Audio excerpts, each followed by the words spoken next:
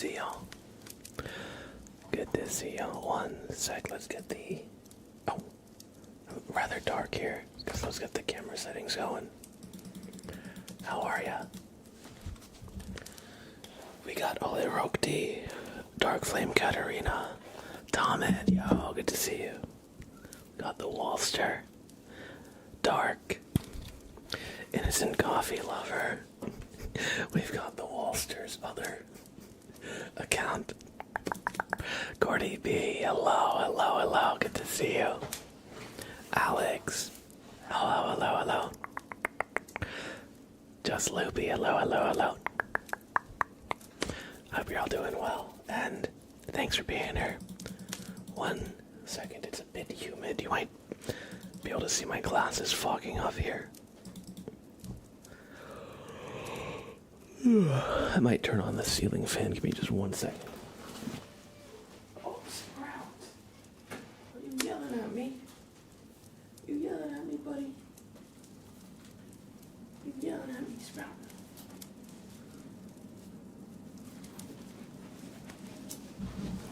Live from the sauna, you know it. How are you, Janky Gamer? Good to see you. An innocent coffee lover. I've got coffee today. I thought you should know. Just Loopy with the resub. Thank you so much for 13 months.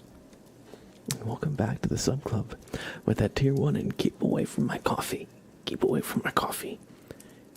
Keep away from my coffee. My coffee. He likes stealing coffee, and he gets an absolute caffeine rush.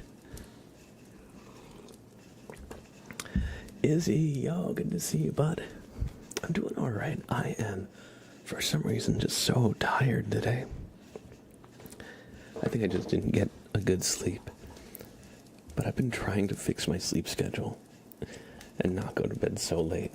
It's not really working out too well. But I am here. I took a little nap in the afternoon. That was a mistake because I woke up like completely out of it and discombobulated. But I couldn't leave y'all hanging. So here we are today. Today we're gonna probably do a very chill stream. Probably just focusing on ASMR triggers for the most part. Last time we played Peak, and somehow I managed to actually climb the whole mountain and escape. Which I'm pretty happy about. We're going to be turning that into a YouTube video soon. But what about y'all? How are y'all doing? Good to see you. Sorry I missed you yesterday. I had to drive to pick somebody up. In the city, out of nowhere. So I was just like completely indisposed. And then the New York City traffic, oh my god. Oh, sorry, I was just setting my phone to charge. I had a Reddit video playing. So yeah, I had to drive to Brooklyn yesterday. Oh man. Oh, thank you, Izzy. I appreciate that.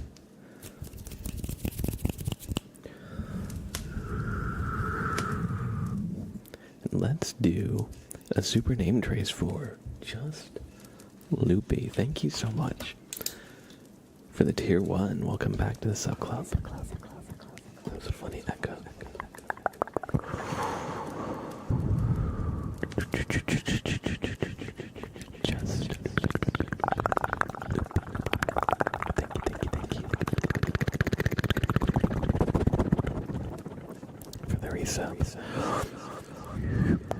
Welcome back to the sub club. J U S T just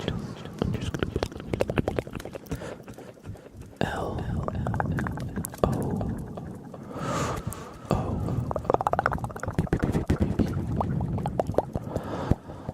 Y just Loopy.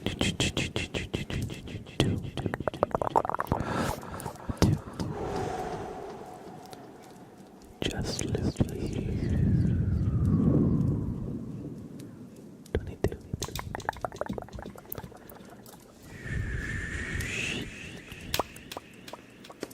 I hope you enjoyed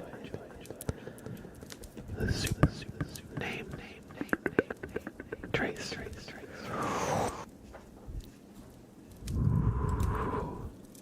Johanna, good to see you. Chicken nugget or hello. Hope you're doing well.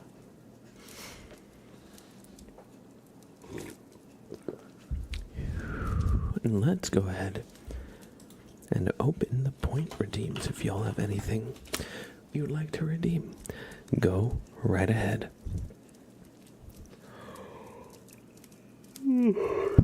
Sorry, I am already yawning. All right. We got a tarot reading. Let's see for Janky Gamer what their future holds in store. The fate of the cards. Something like that, anyway. Have y'all watched Sandman on Netflix? I recently have been watching it, and I'm pretty hooked.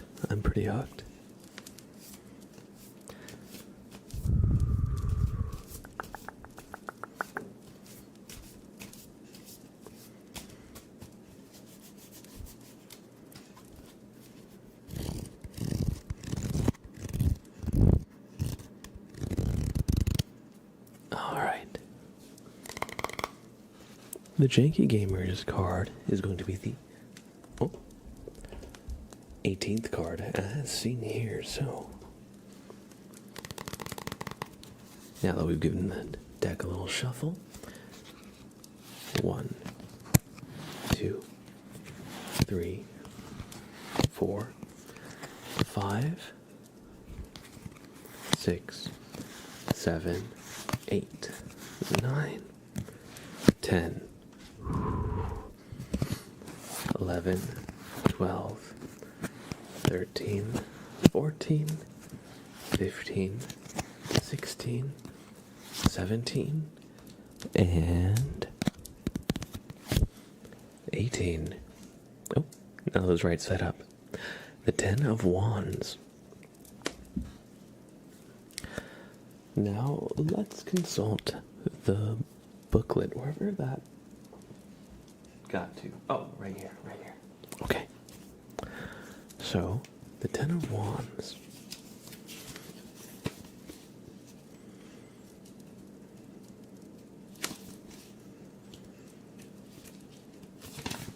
You have 10 sticks, true.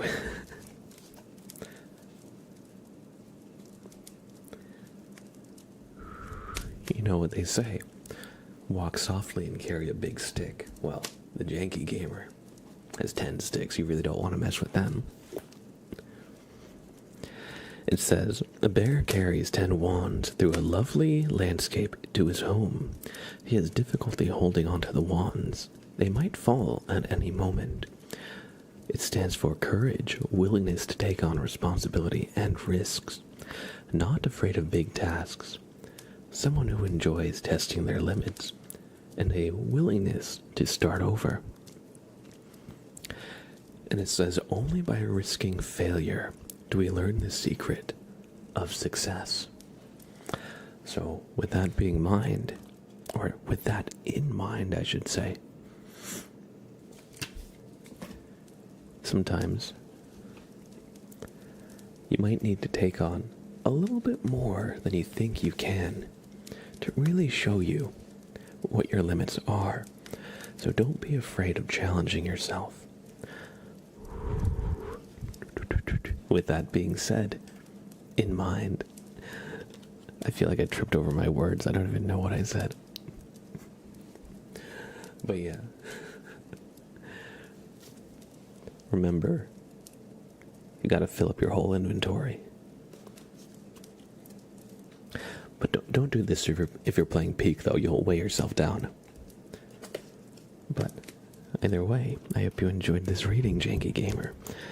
And everybody, remember that sometimes we gotta step outside of our comfort zone. Sometimes we gotta, pick up a lot of slack. Sometimes we gotta, make up for lost time, or maybe we need to take on a little bit more helping other people. But just remember, you got this.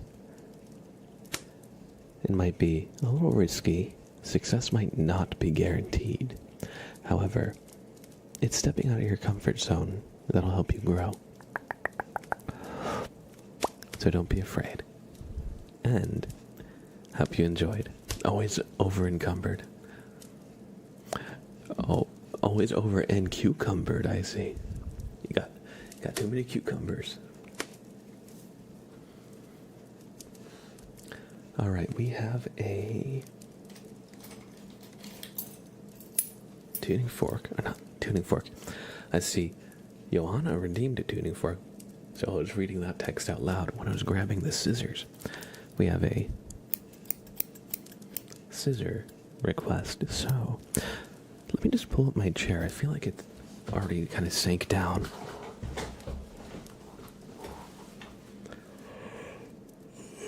That's better. Do you play Fallout 76? I played Fallout 76 a couple times, but I remember when I played Skyrim, I was always trying to carry all the dragon bones I found. And so, I was always juggling and doing inventory management. And I found out if you dropped a stack, I think you could carry it, not in your inventory, but if you use like R3 on your controller, you can basically pick it up and manipulate it. And so that would let you bypass your inventory limit. Because that wouldn't actually weigh anything in your inventory if you did that.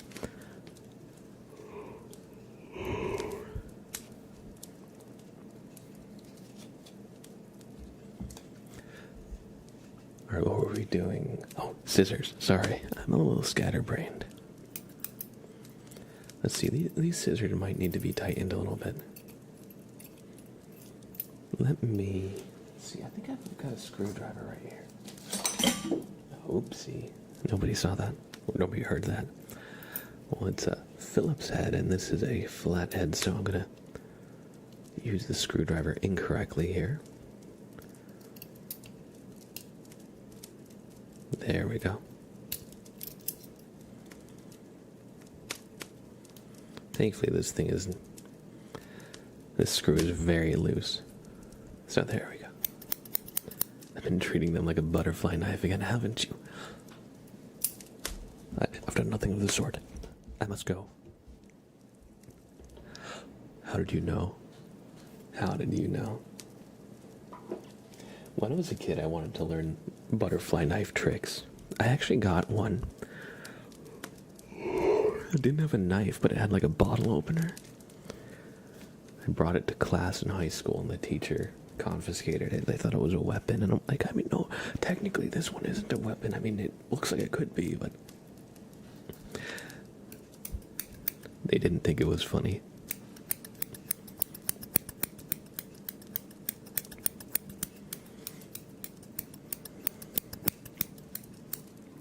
Let's start the timer, shall we?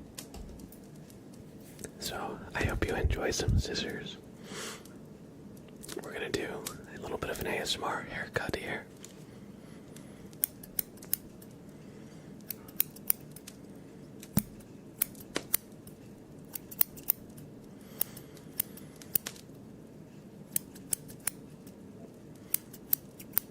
You have Sandman in your queue. You are lurking, making dinner. It's very topical, as the Sandman is the king of dreams. And here is doing ASMR, we're trying to send people to sleep. Or just relax. But I've been really enjoying it, actually. I don't know why I said actually, as if I expected to not enjoy it.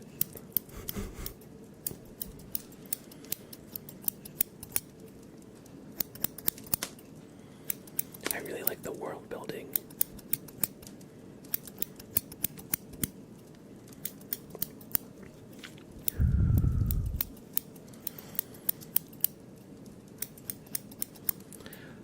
Oh, does the new Fallout season, do they go to New Vegas? I still need to finish the first season. I watched, let's see. I think 6 episodes. When the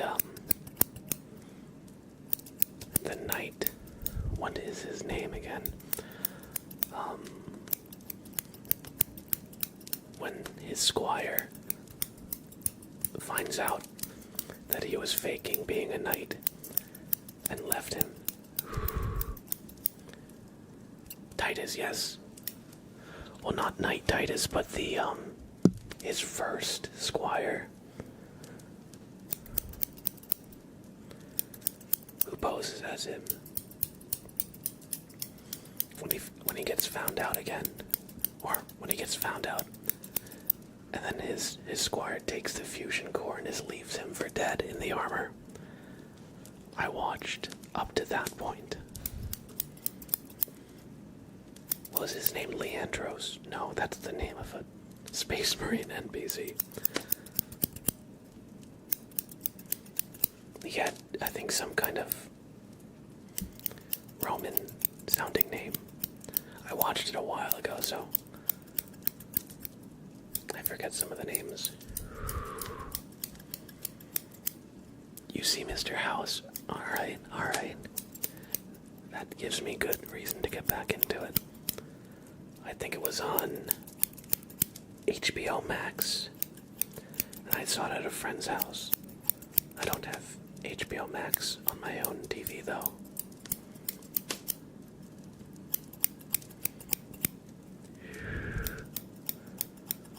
Amazon. Oh, okay. Is it on Prime Video as well? Maybe I'm confusing the two. I just have Netflix.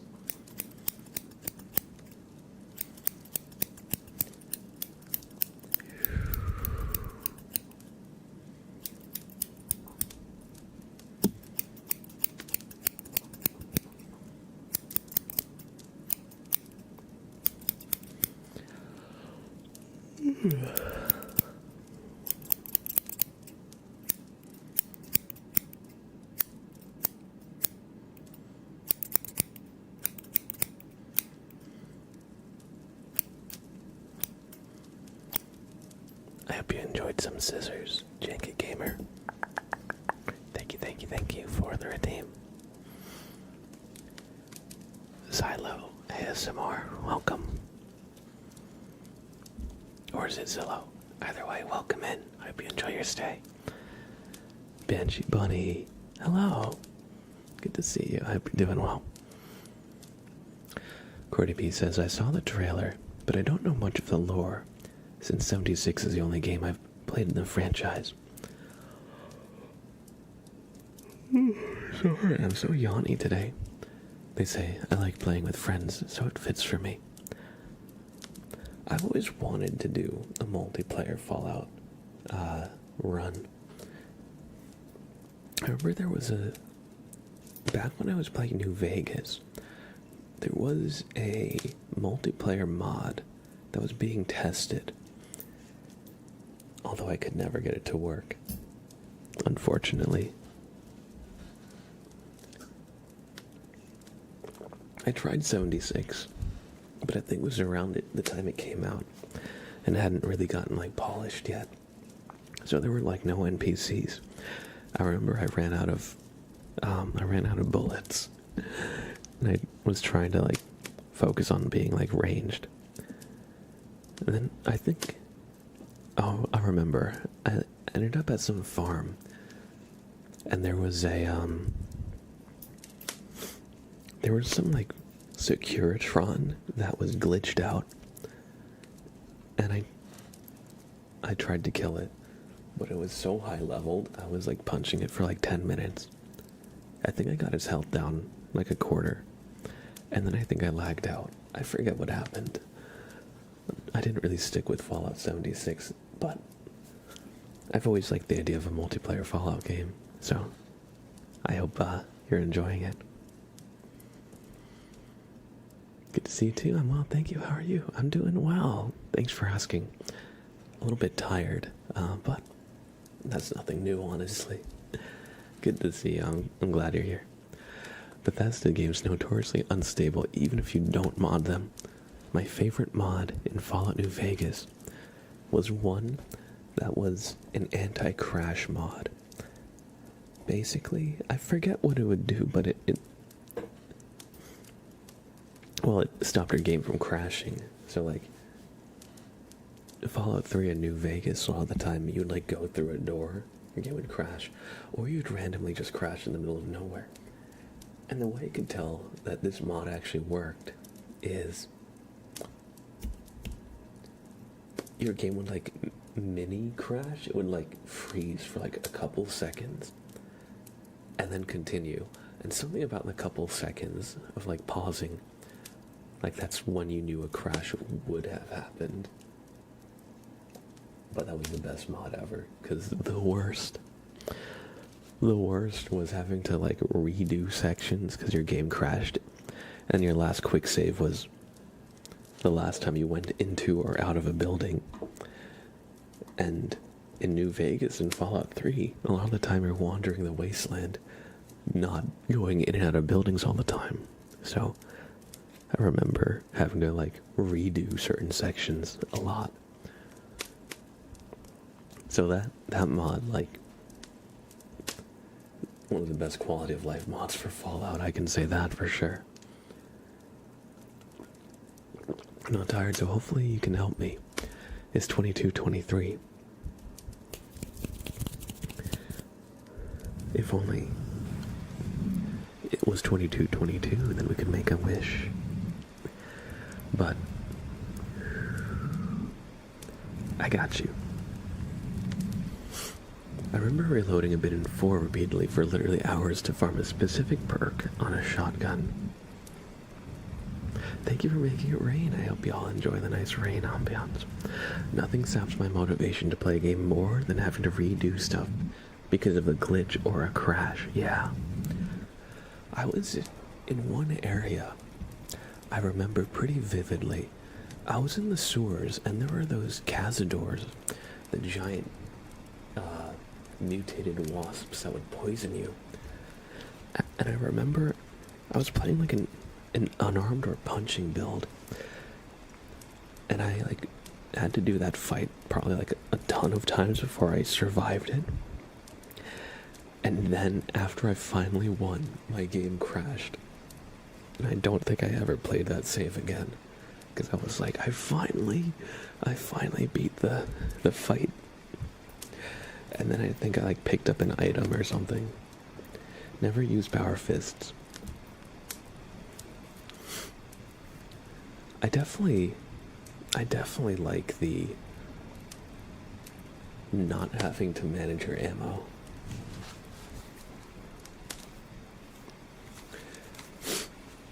And then using the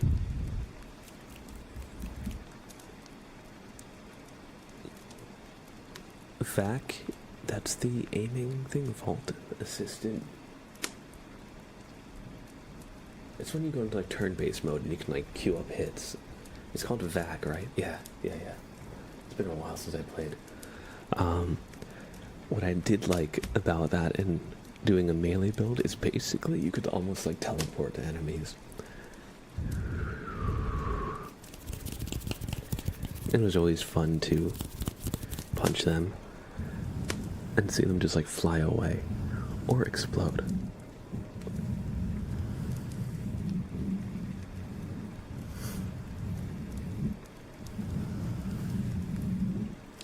Boss man, hey, good to see you. Hope you're doing well. But in New Vegas, I would always go like, not always, but I would prefer to do like a melee build of some kind and have Boone just be the sniper. I always like doing that.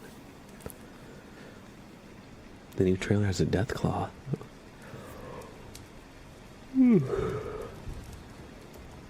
Alright. How's Lucy gonna survive a death claw? Alright, we got some mouth sounds coming up, y'all. Thank you for spinning the ASMR wheel, by the way. Small bakes.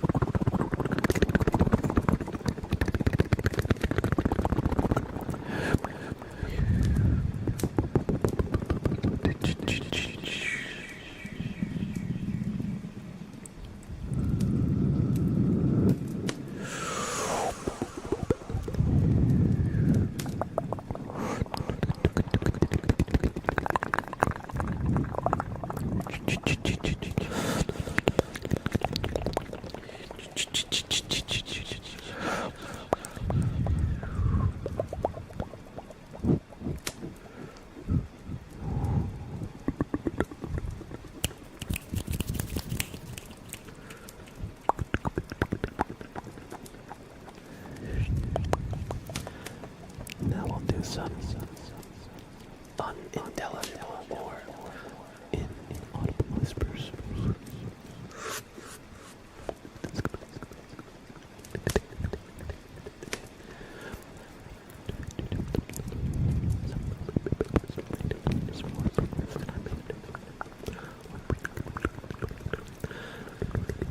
Oh man, it was so good. I also made some. God, it was really good.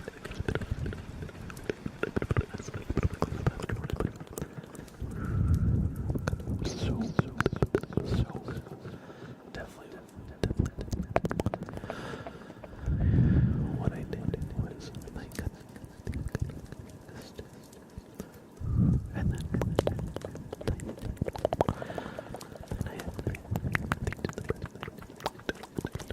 a little bit of flour.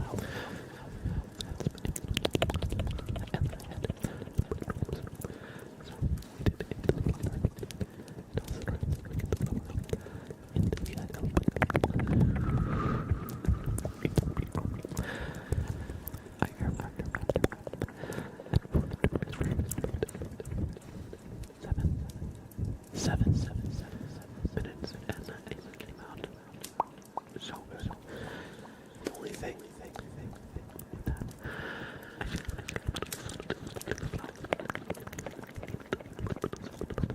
I thought it was almost perfect.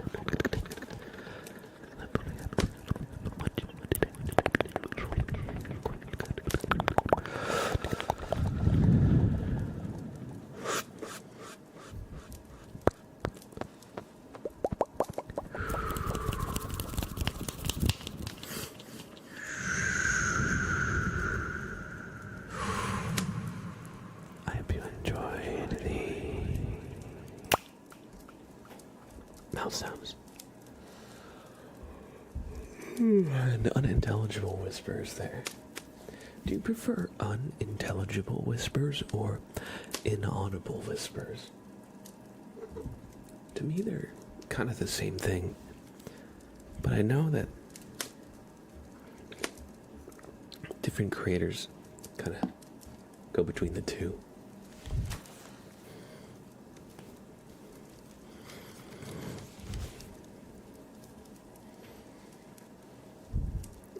Unintelligible whispers.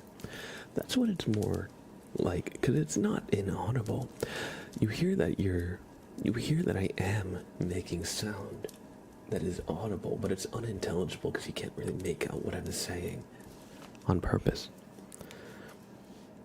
So I prefer unintelligible myself. But I hope you enjoyed. You heard flowers. Oh yes, I was describing what I cooked for lunch today. I made some fried avocados, which was so good. I got some avocados that were just ripe yesterday. You know when you get avocados, they're too hard, underripe, or they're too mushy and overripe, and you have maybe like one day of them being just like the perfect balance. So I was just describing how I breaded them in flour, egg, and breadcrumbs, and air fried them, and they were so good, y'all. You gotta have fried avocados sometime. I recently went to Texas and got a bunch of breakfast tacos, and one of them had fried avocado in it, and oh man, it's like nice and crispy, but also nice and creamy on the inside too.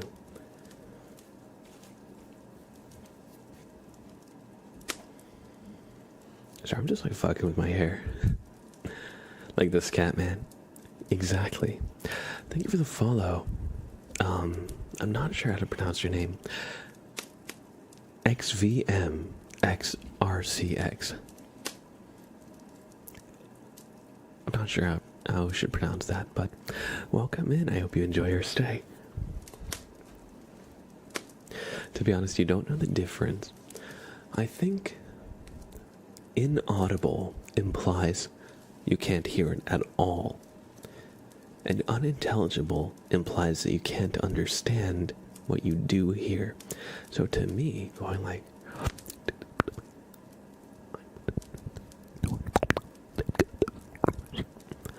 that's more unintelligible than inaudible, in my interpretation of it. Gamer Chica, welcome in. Thanks for checking in. I hope you're doing well today.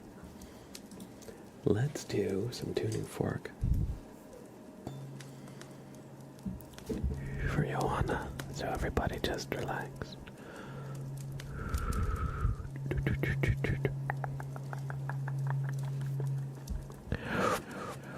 No stealing my coffee.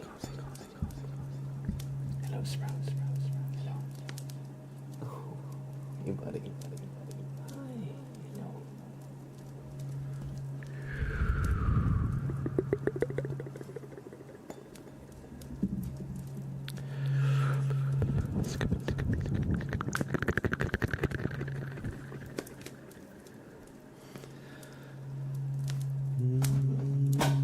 Sprout, what are you doing? Why are you knocking stuff off my desk?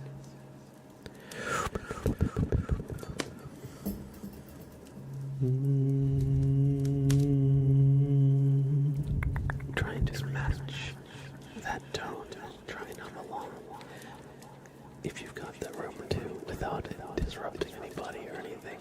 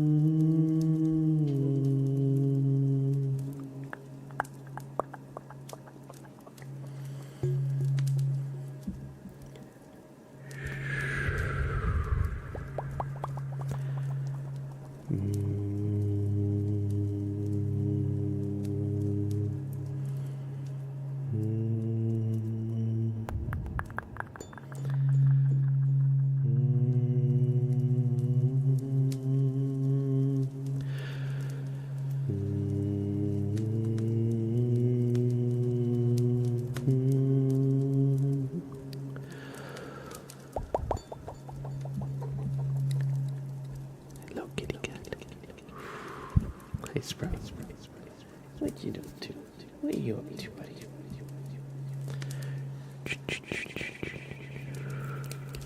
Hi, buddy. He's trying to get my attention.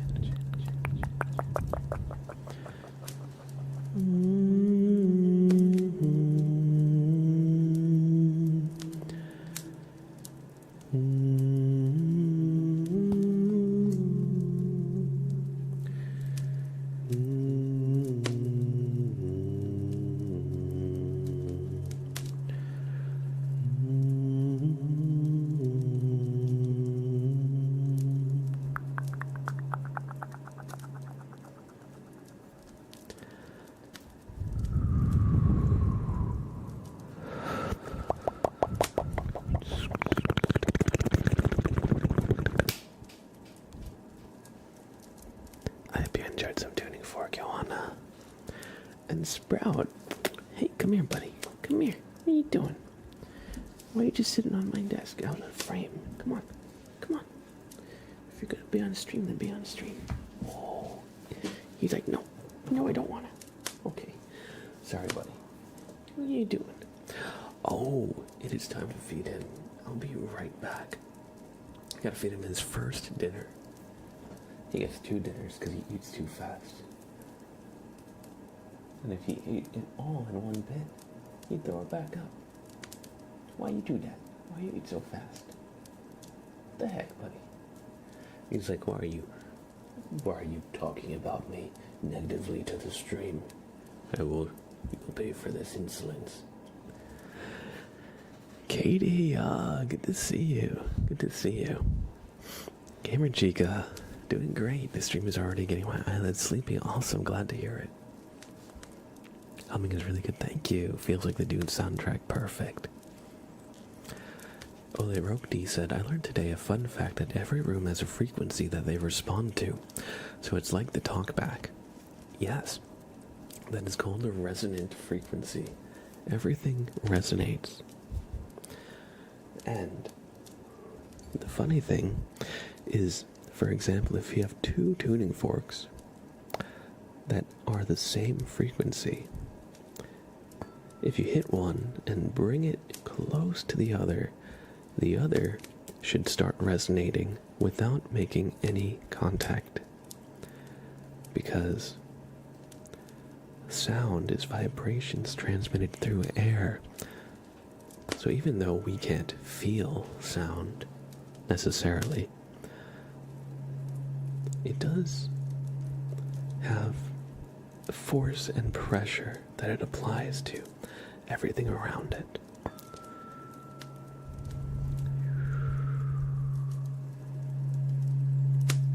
Alright, I hope you enjoyed the tuning fork.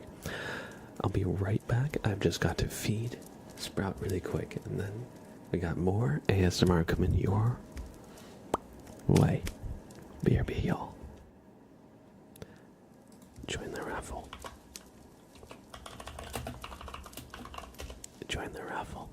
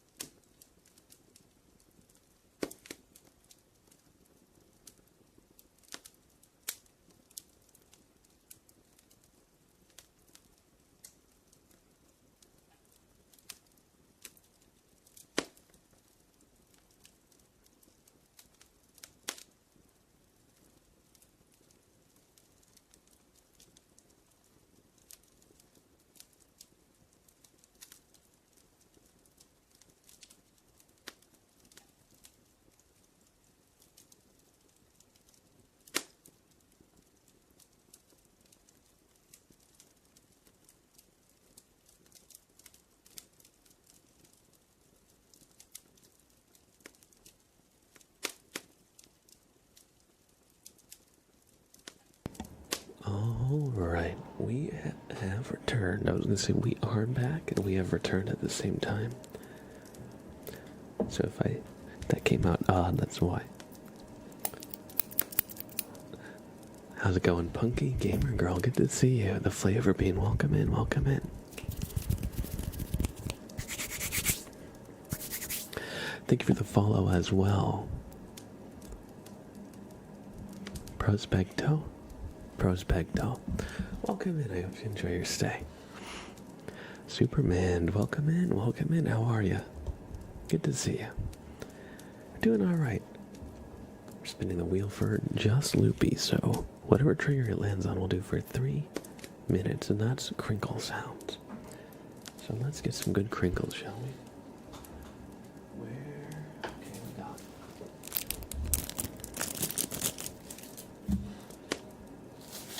our deck of cards, our fork. And do I have my crinkly pen anywhere? Where did that get to? That's a good one. Although I don't seem to remember where that got to. I've got some paper here. Oh, I don't know if this is that crinkly. Actually, that's pretty good. So we're going to do some crinkles for about 3 minutes here.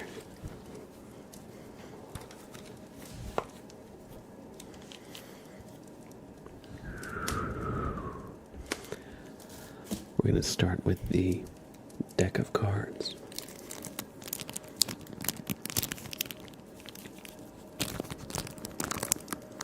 Moon Reaper, hey, good to see you.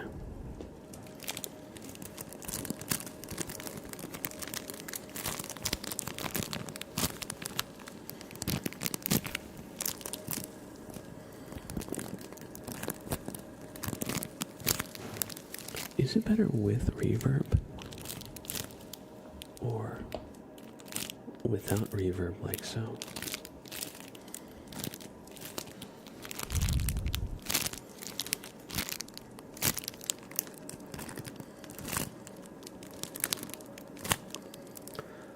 I think I might like this one actually with no effects. Just clean microphone.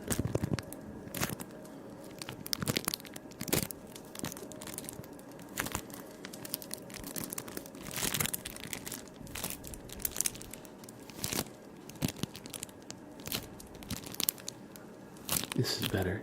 That's what I was thinking too.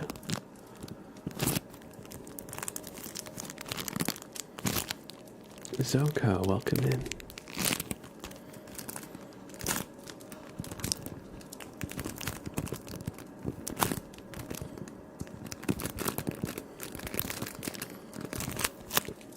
Without reverb, better. And hello, welcome in, Jeffrey. Welcome. Let's do the crinkly fork.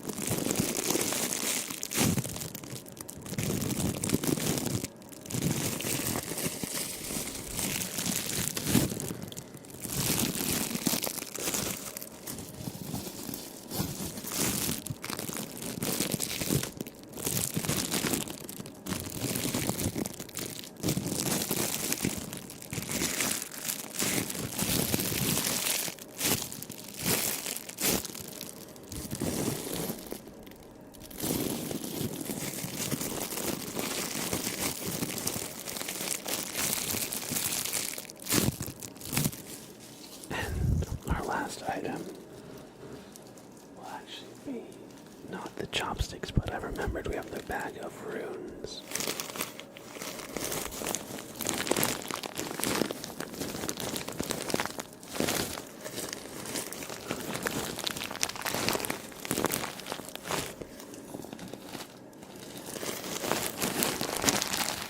Mega crinkly fork. Awesome. I think the fork has the strongest crinkle.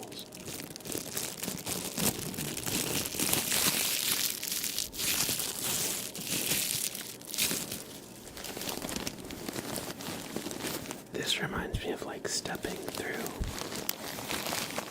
like a forest in autumn once the leaves have freshly fallen.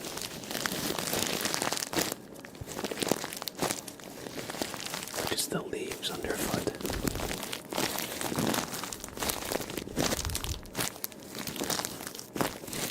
And this is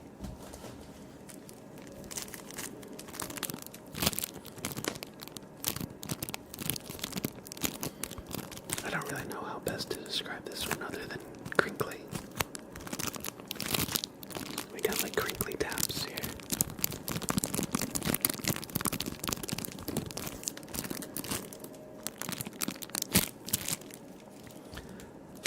Either way, I hope you enjoyed the ASMR wheel spin, Just Loopy. And I hope you all enjoyed a few minutes of crinkles. How have I been live for almost an hour? When did that happen? I feel like we've just kind of I feel like we've just been getting into it like now. I keep tripping over my words a little bit.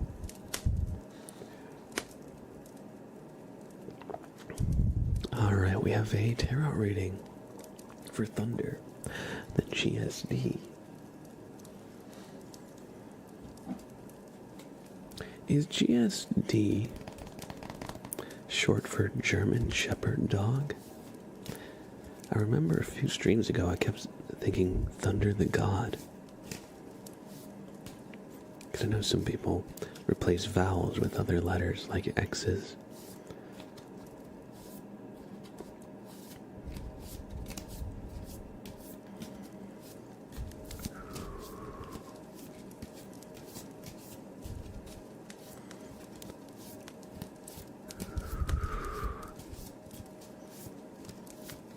Alright, let's do a tarot reading now that we've shuffled the deck. Their card will be card number 20. So I hope you enjoy some card sounds here.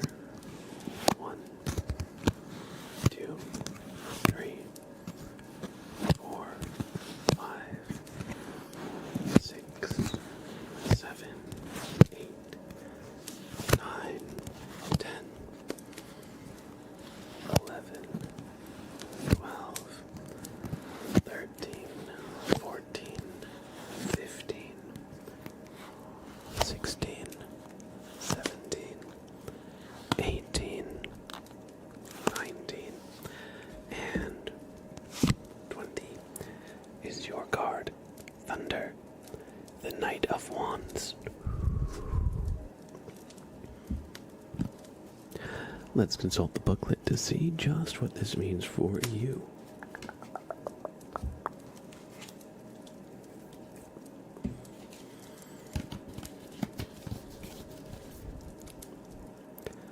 Knight of Wands.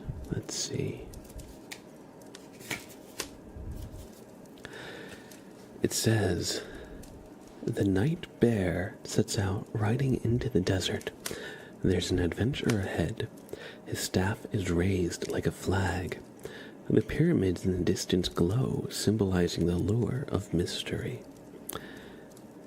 It stands for farewells, setting off into the unknown, exploration, enthusiasm and vitality, as well as a change of scene. And uncovering mysteries. It says, if you have the will, your feet will follow.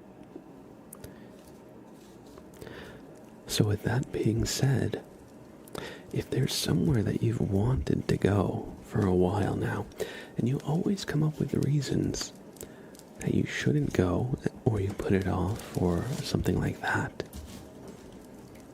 try and make an effort to plan your journey wherever it is that you're going. We all probably have somewhere we want to see, or somewhere we'd rather be. So try and, take that desire and turn it into a plan of action. And if you do, you'll probably find something that you needed to find. Even if it isn't what you set out to look for. I hope you enjoyed this tarot reading, Thunder. And thank you, everybody. I hope you enjoyed as well. Thank you for the follow, Misogi. Thank you, thank you, thank you. Norkman says, hi, what have I missed? Not too much. We've just been doing some ASMR. Nothing too crazy. We were talking a little bit about Fallout. And oh yes, the Fallout games and the Fallout show. Because Season 2 was announced and they're going to New Vegas. Other than that, we've just been kind of keeping it low-key, making some good sounds, you know. Robbie Robo on YouTube. Yo, what's up? What's up? How are you? Robbie says, I'm here on YouTube because Twitch is stinky butthole on mobile. True. I gotta say, I much prefer the YouTube mobile app to the Twitch mobile app. I feel like the Twitch mobile app keeps changing the UI on me, and I don't know why. So, like, I feel like every time I use it, I have to, like, relearn the user interface. Not to mention, I feel like it crashes a lot. Does it crash for you on your phone? My phone is a little old, so maybe that's just my phone showing its age. But I feel like sometimes, like, the chat crashes or the video crashes and the chat's there. And I'm like, what is going on? The one thing I do like about the Twitch mobile app is being able to listen to streams audio only. I think while my phone is in lock mode. That's the one thing you need to get like YouTube Premium for. Being able to watch or listen with your phone locked. So when I would go running at the park, a lot of the time I'd be watching a YouTube video. I would just have my phone in my pocket, and then my leg or something would hit an ad or another video, and it would completely change what I'm listening to. That's the only reason why I would use Twitch mobile if I was like listening to a stream. Other than that, I definitely prefer the YouTube ad for watching live streams, which is why one of the reasons why I multi-stream to YouTube. So y'all watching from devices, tablets, phones, if you prefer the YouTube interface, we got you.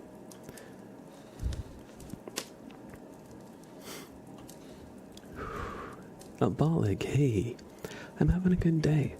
I'm getting a little bit stuffy, admittedly. I hope you're not like hearing me, like my nose whistling. It's slightly doing that. I feel like whenever I take a nap, I always wake up a little stuffy. Night Sky, hey, good to see you. And Clyde, hey, good to see you, Clyde. I hope you're doing well.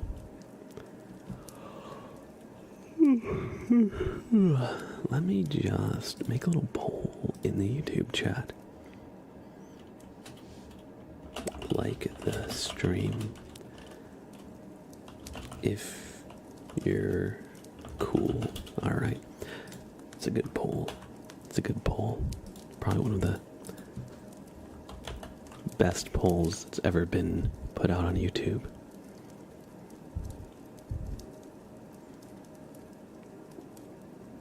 Alright.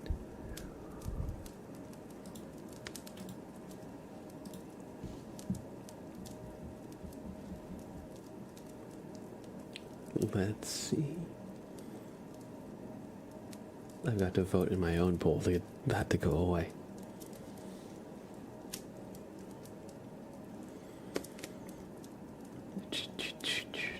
Where is it? Where is it? YouTube chat.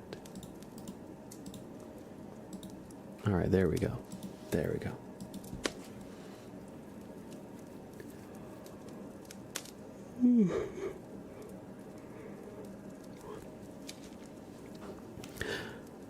Hey, welcome in, Robbie, on the YouTube or Twitch side of things. What trigger would you be interested in hearing? Because we might have a generous chatter who would redeem it for you. Perhaps that's known to happen here. Yo, Timbuk29. Timbuk29 with the 5 gifted subs. What the heck? Thank you. Thank you so much. I appreciate that. I appreciate that, Timbuk29.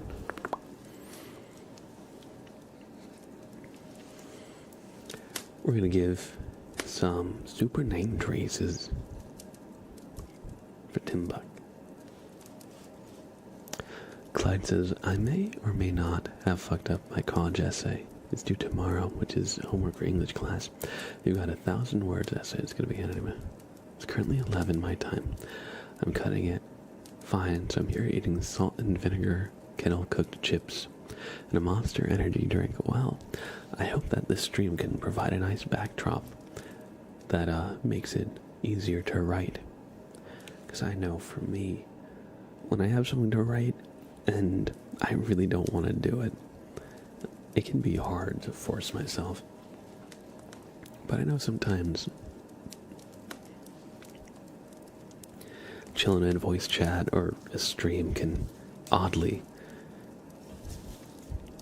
help, as if you're like in a study hall or something. Anyway, you got this. You can do it. And a Moon Reaper, thank you for redeeming a name trace for Robbie Robo. Appreciate that.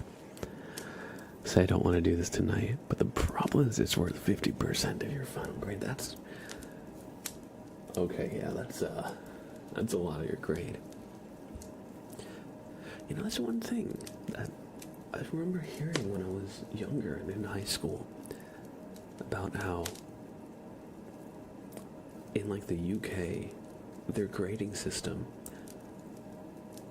like a lot of I remember like in the States where I went to school, like the final project was worth maybe 20%, and like homework and classwork was worth a large percentage as well. And I heard that in the UK, like homework and classwork is a very low percentage, and so much weighs on the test and project results. I've never really had any proof of that, but that's what I'd heard. Is that the case? That sounds kind of crazy.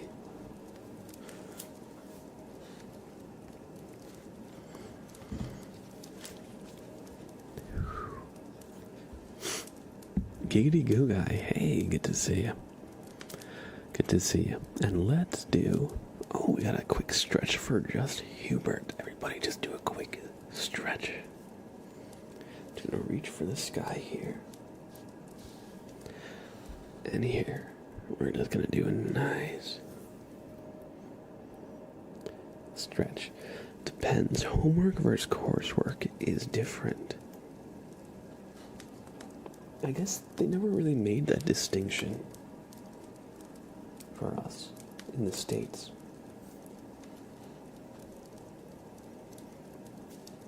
Like, all the homework kind of factored into the grade.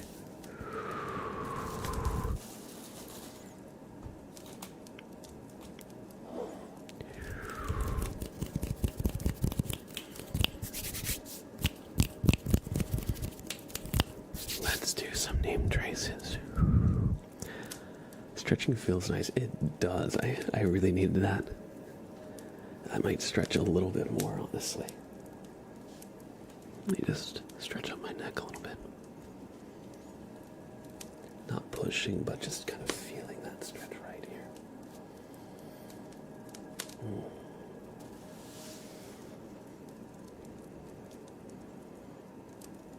I think it also depends on the type of course you're doing. That makes sense. That makes sense. Something like math, or pre-calc, or algebra.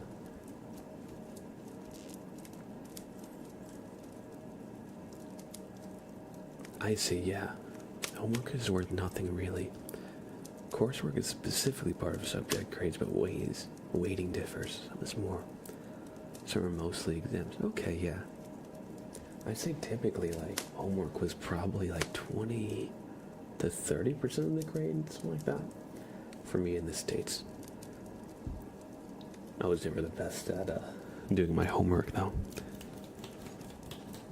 For me, a lot of the time it felt like arbitrary busy work. So don't take that from me. It's good to get practice in.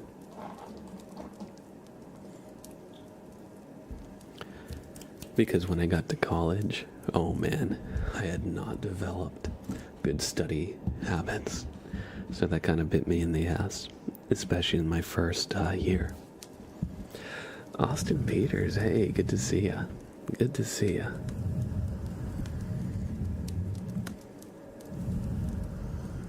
You're old. Aw. No worries. Here in Twitch, I'd say we got people from all demographics. So, I'm sure you're among your peers as well.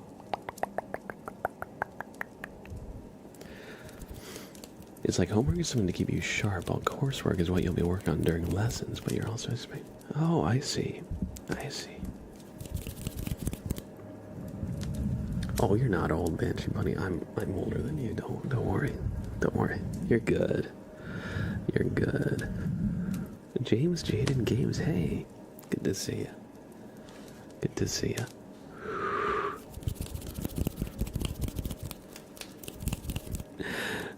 I get that too. I get that too. Let's do some name tracing, shall we?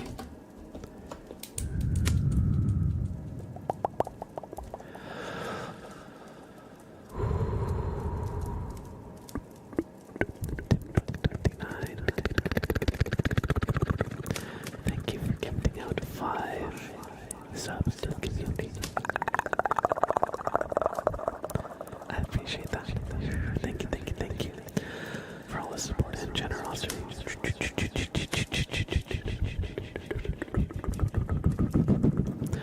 Timbuk 29 is spelled T-I-M-B-U-K.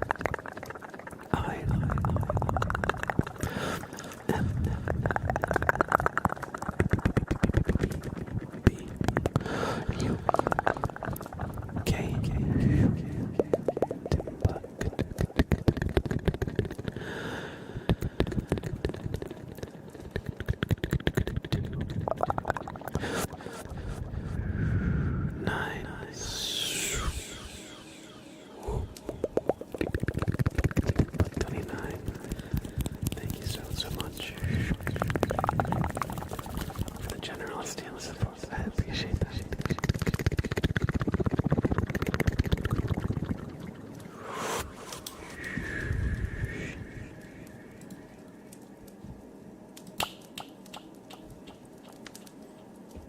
I hope you enjoyed the super name trace.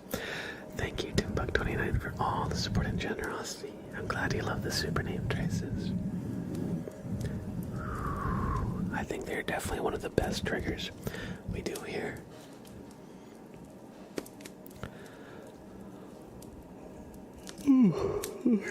Sorry, I'm a bit yawny today.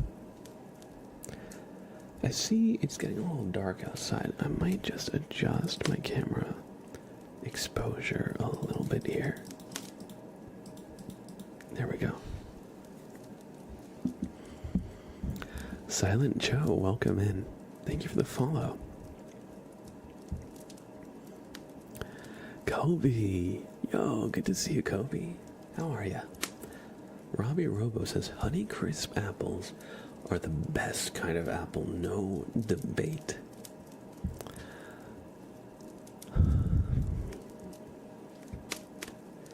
I don't know about that one. I don't know about that one, Chief. I gotta say, my favorites are probably Granny Smith apples or Fuji apples. But I also like Macintosh as well. I used to go apple picking a lot when I was a kid, and I loved all the different varieties. Well, I liked sampling a lot of the different varieties. Although I would say my three standout are definitely Granny Smith, Macintosh, and Fuji. Gala, not bad either.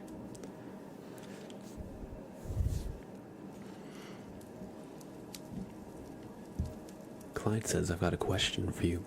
What's your favorite flavor of chip? Mine is sour cream and onion or barbecue. Sour cream and onion is my favorite, probably of all time. Probably of all time. But I don't mind. I do like barbecue, but sometimes some companies make them too sweet. I like the barbecue to like, I don't know. What do you say the flavor profile of barbecue is other than sweet? It's like a little spicy, not really like hot spicy, but like spiced with like herbs. And maybe like a little bit of like ketchup-y, like tomato saucy, tangy, that's a good word for it, yeah. I like it a little more like tangy than sweet. And sometimes they make it too sweet, not tangy enough.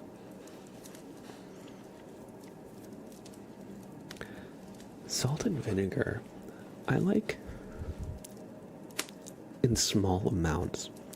Sometimes, smoky, that's a good, yeah, that's absolutely true. Like tangy and smoky are the two flavors I like in barbecue chips. If you've ever had pickle chips, those are really good too.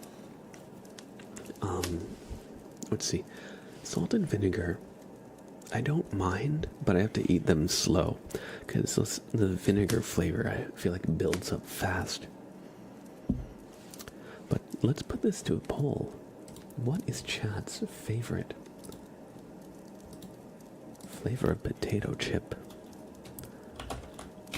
Best potato chip flavor. Sour cream and onion. Barbecue. Let's see what other ones. I'll put salt and vinegar. Ooh, I like jalapeno chips as well. And then we'll do pickle chips. Paprika chips. Alright, alright. We'll make that the last one, everybody. What is the best potato chip flavor? Please vote. Oh, classic chip. Of course, like plain. But they're not plain. They're just like salt. And potatoes, like just, I guess you could say they're plain. But like the normal, like Lay's or Pringles flavor. Are they called classic or are they called plain? I can't remember.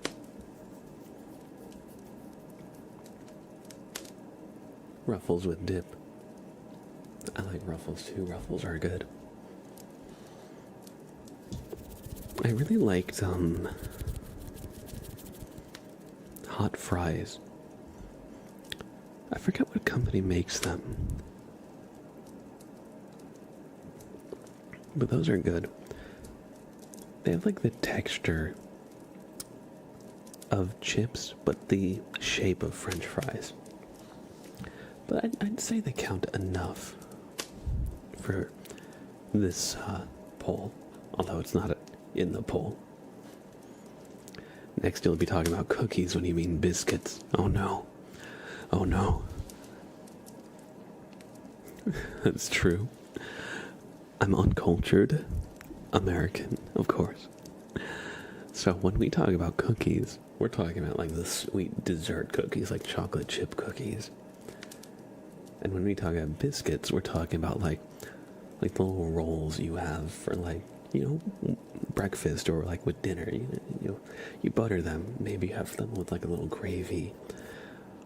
You know, you get them in the Popeyes. You get the biscuits and the mashed potatoes. That's what I think of when I think of biscuits, and chocolate chip is what I think of when I think of cookies. But I hear it's reversed. I think scones are what you would call what I think of as biscuits, right?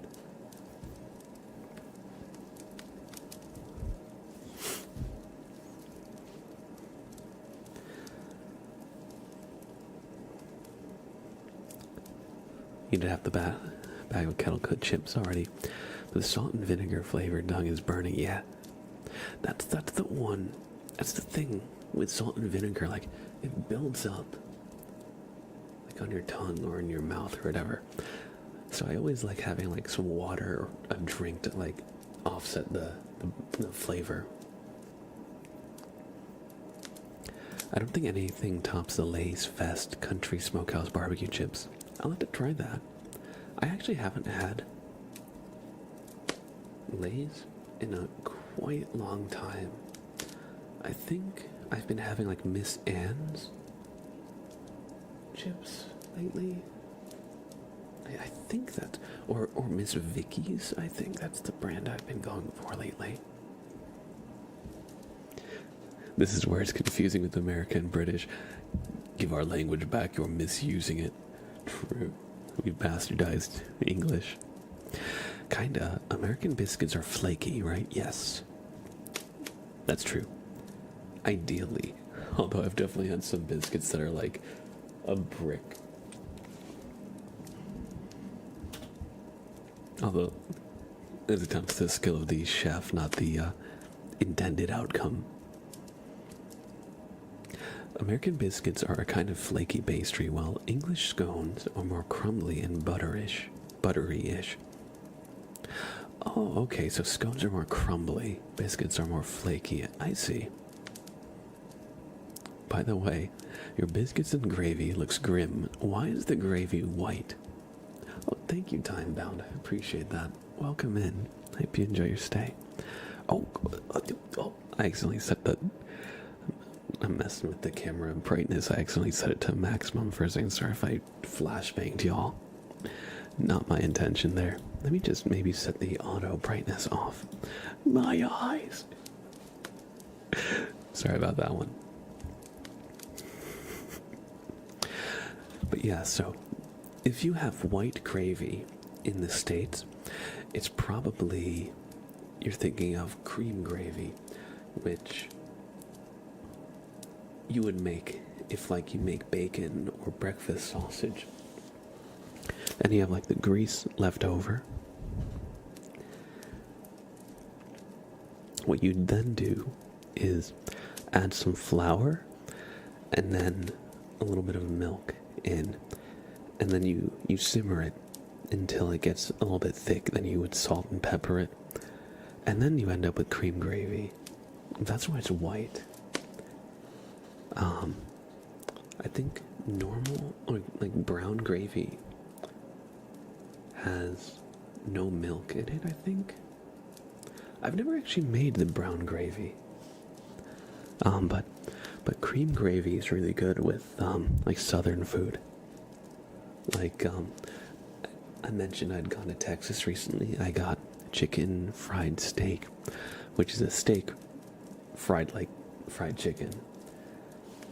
And that with cream gravy is really good. Sorry about blinding y'all. Blob, it's gone 11 p.m. Watch those lights. My bad, my bad. Why are you putting milk in your gravy? Hey, I didn't invent it. I didn't invent it. You mean the only kind of gravy that exists, which is the brown gravy. I mean, that's definitely much more customary. Cream gravy is more of a southern thing. I don't want to say like exclusively, but it's definitely more of a southern thing. Brown gravy is like, I think it would have beef broth in it, right? Instead of milk as the liquid. Because like, for example, when I made pot roast for like Christmas, I set aside some of like the broth and the stew, and then I made that into a gravy by, adding a little flour to that. And it kind of, well, I made a roux, and then I put a little of the broth from the pot roast in that, and that turned into a gravy. So I think the reason you would use milk is to, well, be like the liquid element, and I think it has like the protein element as well. We need to get you over here and start your re-education immediately. What's that quote from the Pink Floyd song? How can you... Wait. Stop. Yes, you. Yes, you over there. How can you have your pudding?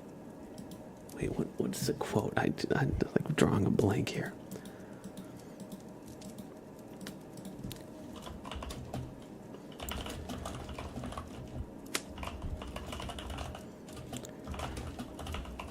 Let's see. You, yes you. How can you have any pudding if you don't eat your meat?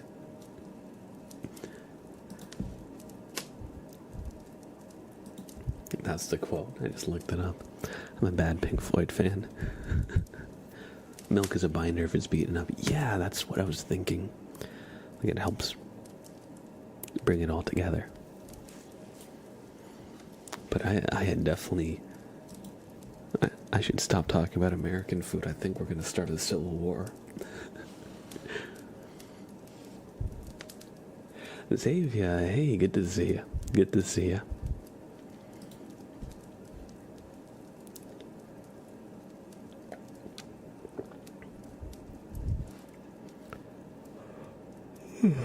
And the best potato chip flavor. Oh man, I mean, I don't want to call it too soon, but sour cream and onion is at 74% of the votes with 35 votes. Barbecue is second place at 13%.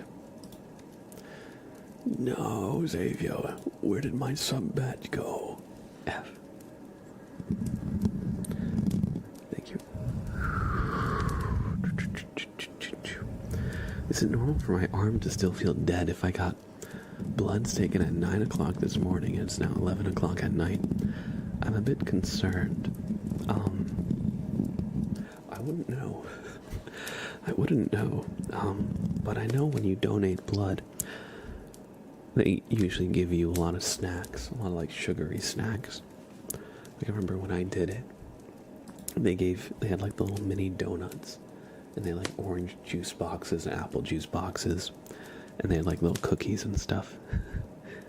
Oh, we love that. We got the British solidarity. And the best potato chip flavor is sour cream and onion. Look at that.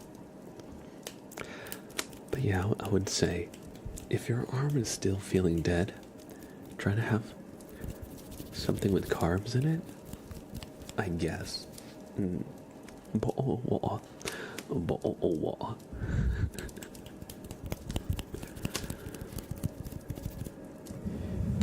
Last time I did that, using a ball to squeeze on.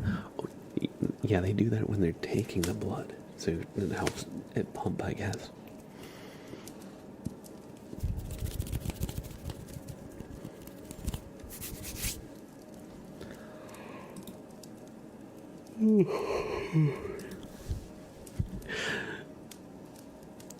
Egal, hey, what's that song?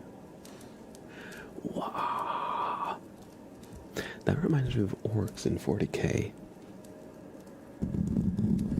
Let's do some mic scratches for Cordy B. Y'all have been waiting very patiently for some of these redeems, and I have been talking about cream gravy and biscuits. You love orcs. Yeah, orcs are probably my favorite faction. Other than when I was younger, I would have said Eldar because I liked playing Eldar. But now I think it's probably just Space Marines or Imperial Guard are my favorite. I know, pretty bland choice. But I like Chaos too.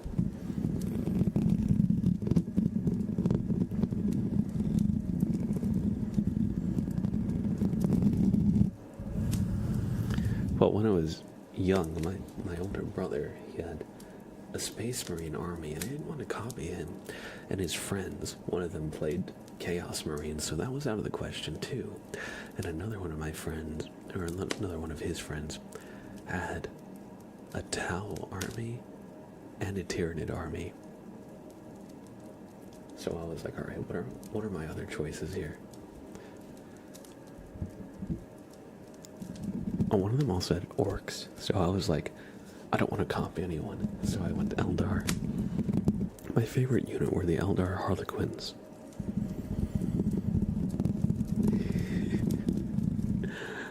Clyde says I've still got the screenshot on my phone when me and you would be beefing as a joke and I timed you up for 9 minutes. Yes. I think I started a war between our countries.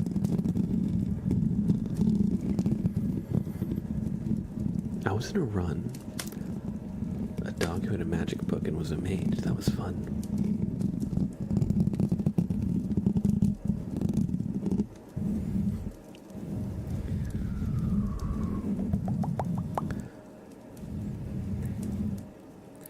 In D&D, in the game I'm running, one of the players found a sentient axe. If you ever saw the movie Suzume, one of the characters gets turned into a chair. And I based the sentient axe off the guy that gets turned into a chair. So, it like talks out loud, it sees stuff. It's an axe, so it doesn't have eyes or a mouth, and it like hops around and stuff. And they've been enjoying this axe as a new party member.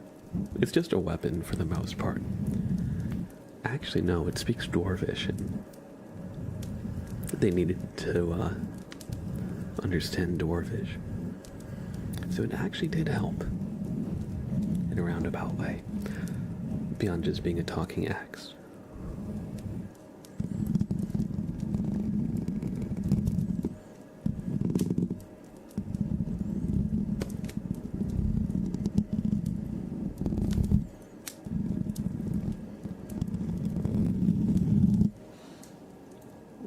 My spoon. Here we go. We're gonna do some super mic scratches with this spoon here as our toast.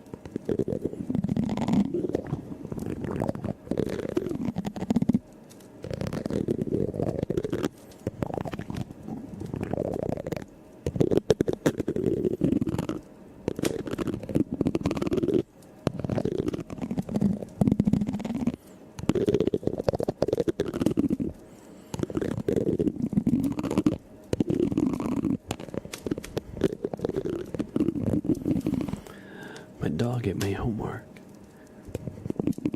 Really now? And then there's a dog and a wizard hat.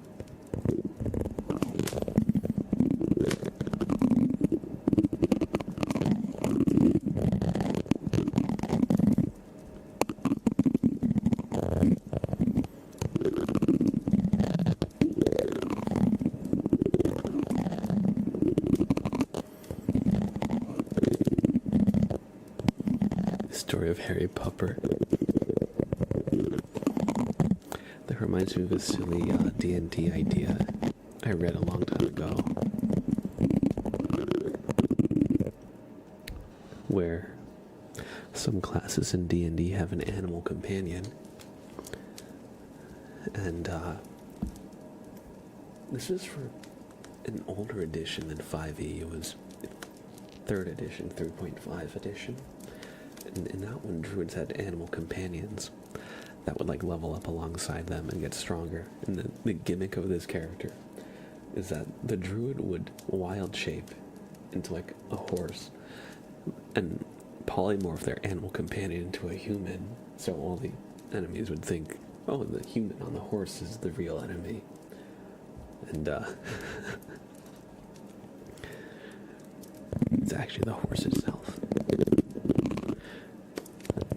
It'd be funny to see that idea played out in game, where somebody's talking to like the human on the horse, and of course it's still an animal companion, so it doesn't really speak. So that the human is like pantomiming or whatever, and the horse is like trying to speak covertly to like answer the question.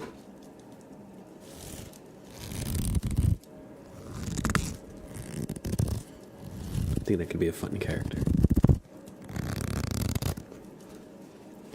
Blue's causing crimes. He stole my packet of beef jerky off my cabinet while I was doing my essay.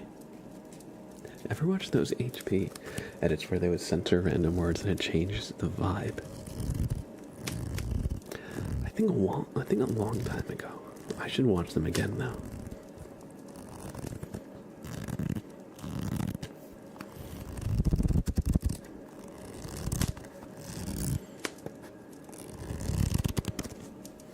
Thank you for the follow, Office Krysa. Welcome, welcome, welcome. I hope you enjoy your stay. Thanks for hanging out.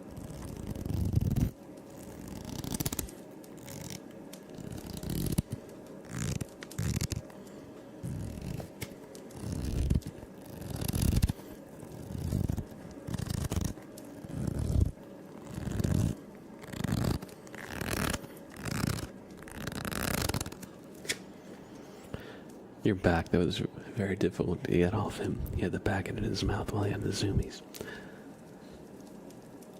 Blue's not the only food thief around. Sprout, wherever he is, he's a coffee thief.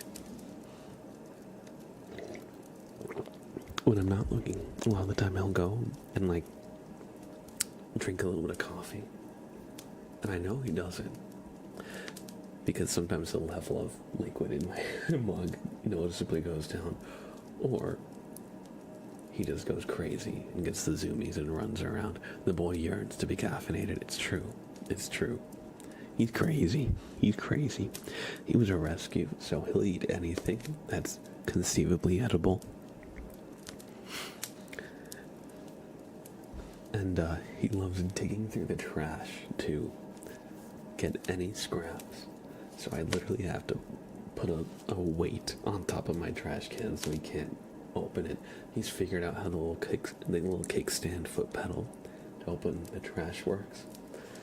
So I just have to. I also have to child-proof my kitchen and the pantry because he knows how to open the doors. And one time he got in and he knocked his treat thing over in the container. And I just came back from like, I don't know, a walk or something. And there were treats all over the floor. And he was just sitting there like, sub. Like, do what you must. I've already won. That was the look he gave me. He turned over, he's like, meh. And then turned back over. I thought coffee would be harmful for cats. I mean, probably not wrong. Like, it's probably too much caffeine if he had like a whole cup of it. But usually he laps up just like a tiny little bit. Probably more than he should have, honestly, but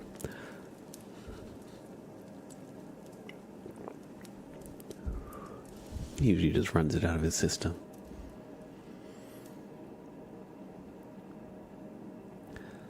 I was in an Irish bar in Arlington years ago, and there was a pub quiz on. We weren't in it, but we sat, talked, and listening.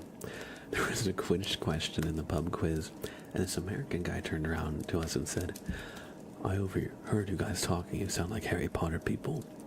British. So do you know the answer? Well, do you? Did you know the answer? If you did, then he clocked you. If you didn't, he's just typical American. Cats and dogs are smart, true.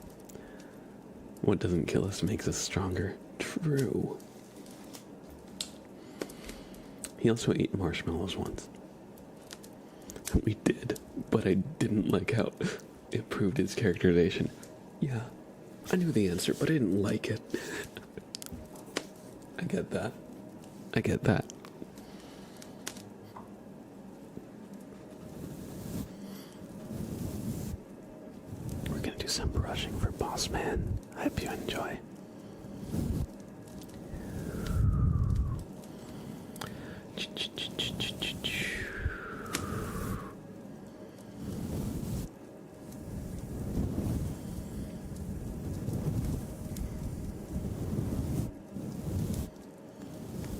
Thank you for the mic scratches. No problem at all. I'm glad you enjoyed.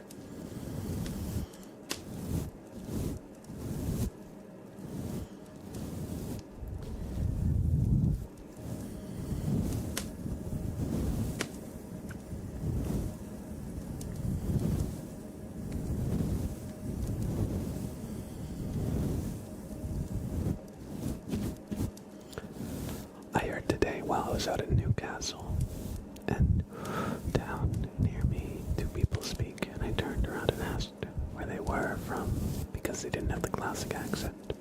They both turned around and were like, yeah, we're from South Carolina.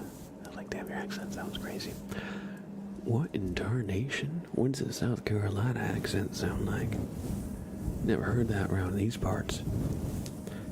I have relatives in Texas, so every once in a while when I go down there, I kind of slip into a bit of a southern drawl. And it's fun to kind of talk with this kind of accent. It's kind of hard to stop doing it once you start. What in darnation? Well, howdy, y'all. How's it going, Tyhoon?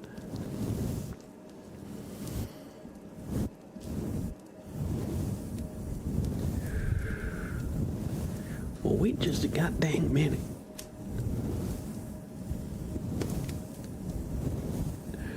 What in telecommunication?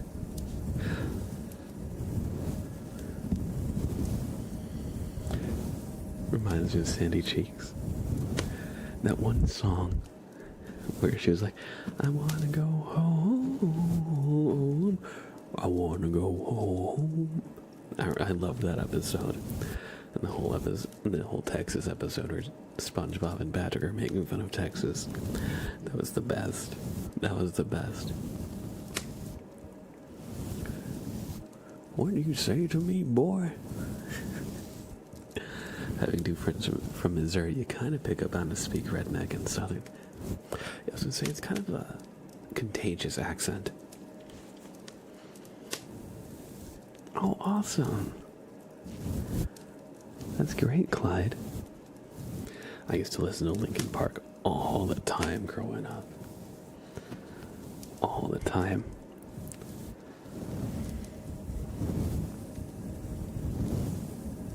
My favorite song was Breaking the Habit.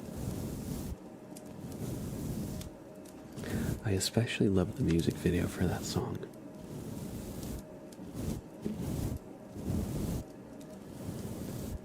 Yes. R.I.P. to Chester. That is his name, right? I have a terrible memory for names.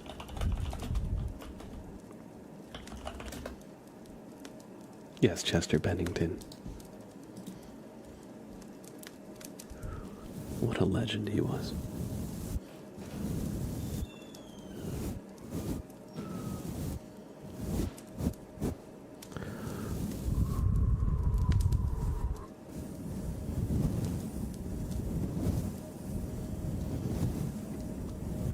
If you like Linkin Park, please check out the small band called Never Tell. They are amazing and give similar vibes. If you don't mind, could you post a link in the Discord? I probably won't remember just from that comment, but if you share it in the Discord, I'll make sure to give it a listen.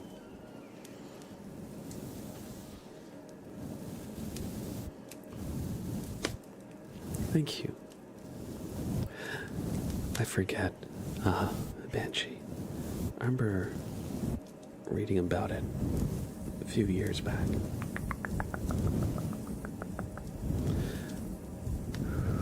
I think he battled lifelong depression.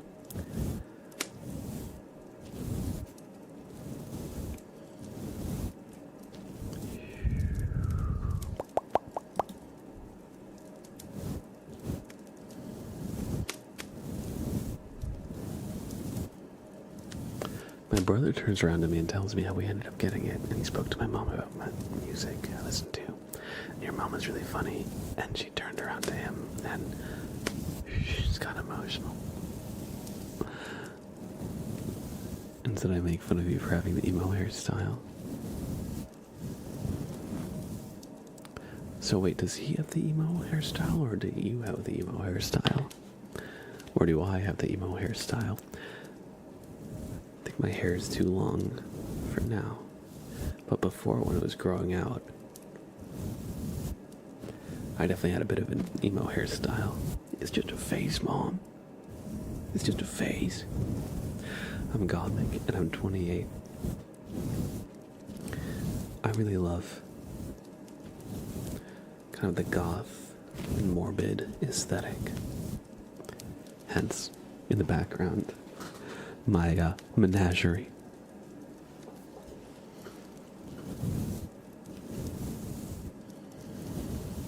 Nightmare Before Christmas was probably one of my favorite movies growing up.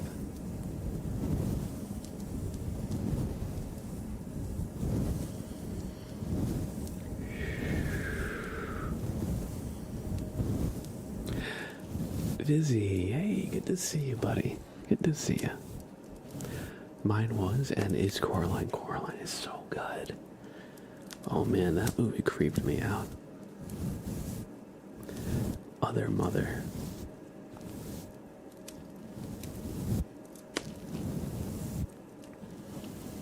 Coming in from the YouTube side of things for a tad. Always glad to see you, buddy. Hope you've been doing well.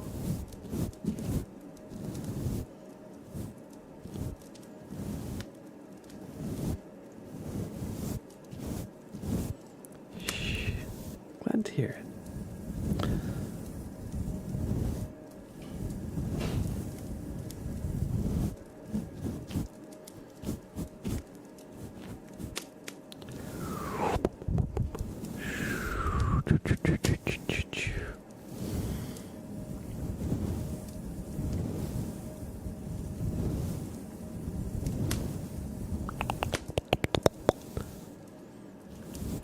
I also really liked Corpse Bride and basically anything Tim Burton. Timer isn't on. You're right. How long have I been brushing? Probably for a while now. Thank you for redeeming some brushing, boss man. I hope you've all enjoyed. We'll just say I gave you a little extra time since you had to wait a whole hour for it. We've got a praise frog redeem. So we have the wooden frog. Everybody drop any and all frog emotes you have in chat as we praise Frank, our froggy boy.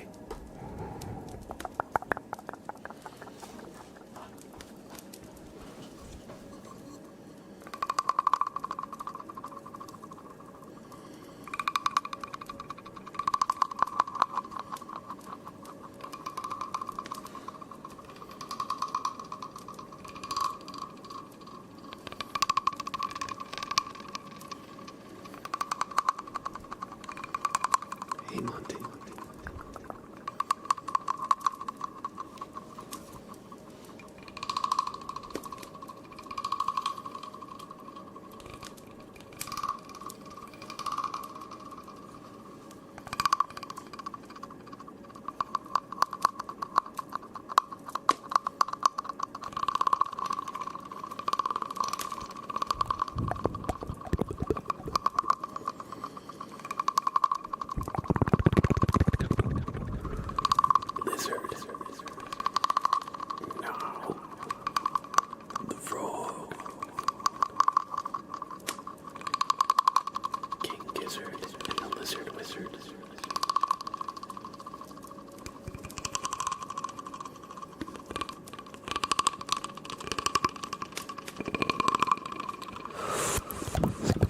You're a lizard, Harry.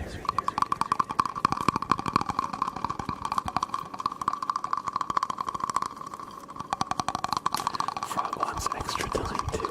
He waited in for an hour, and she does. Alright. Did they put on a good show?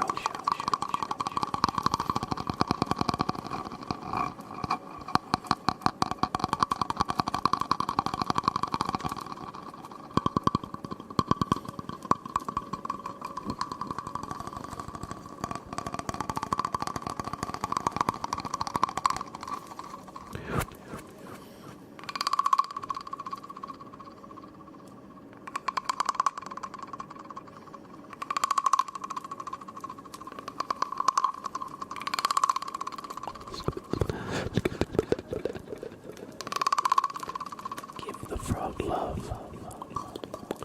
Going to nicely just pet the frog. Going to pet the frog. Give him a nice massage.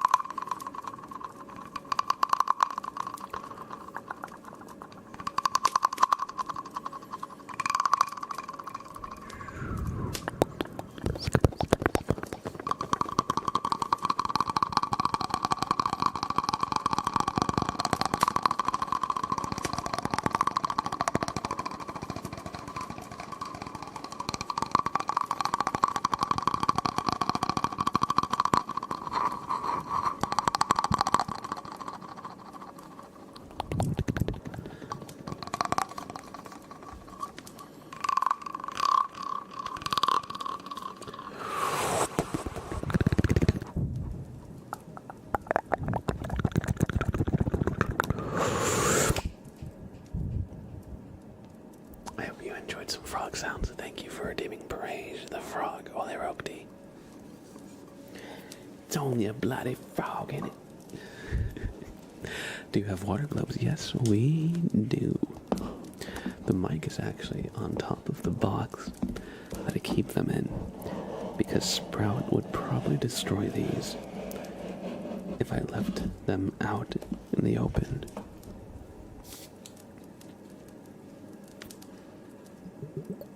Though they are a bit soft. So what I'd like to do is increase the gain on the microphone for this trigger, since it tends to be on the softer end.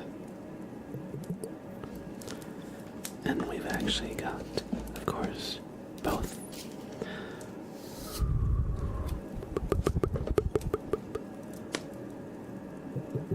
Maximum gains.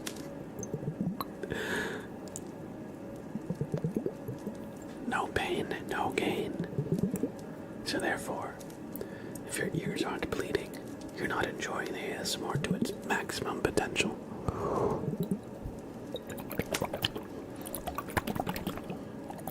And of course you can make a fun sound by just very lightly.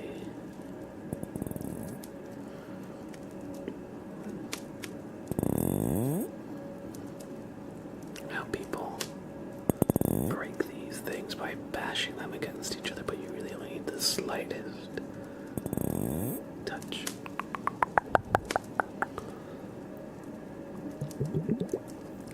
You're scared the glass will break. Don't worry, don't worry. Just the slightest touch.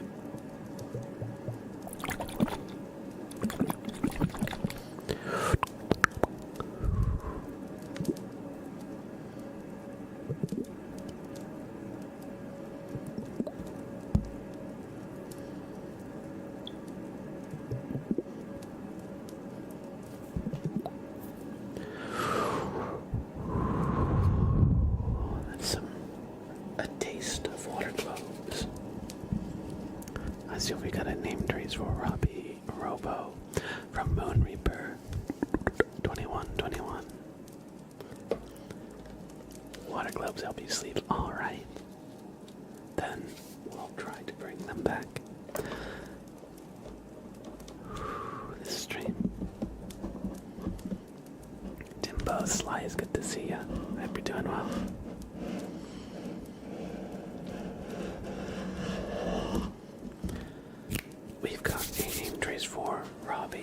Robo. 3410 from Moon Reaper. 2121. So, Robbie, Robo.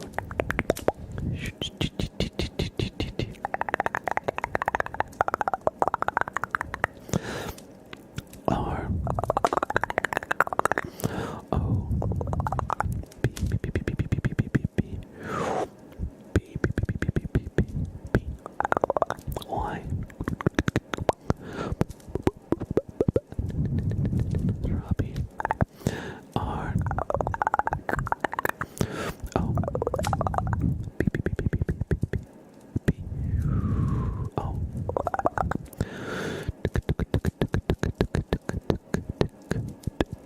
Robbie Robo 3 4 1 0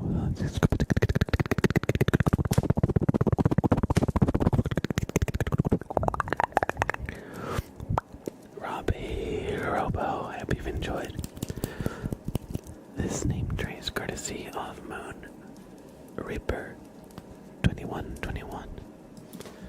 We actually have already done this stretch from Just Huberto, or Just Hubert 0. But I think I want another little stretch, so everybody just do a little stretch if you've got the space to where you are. Just reach for the sky. One arm, now both. Just lean to one side to kind of feel it here. Lean to the other side. Just feel it here.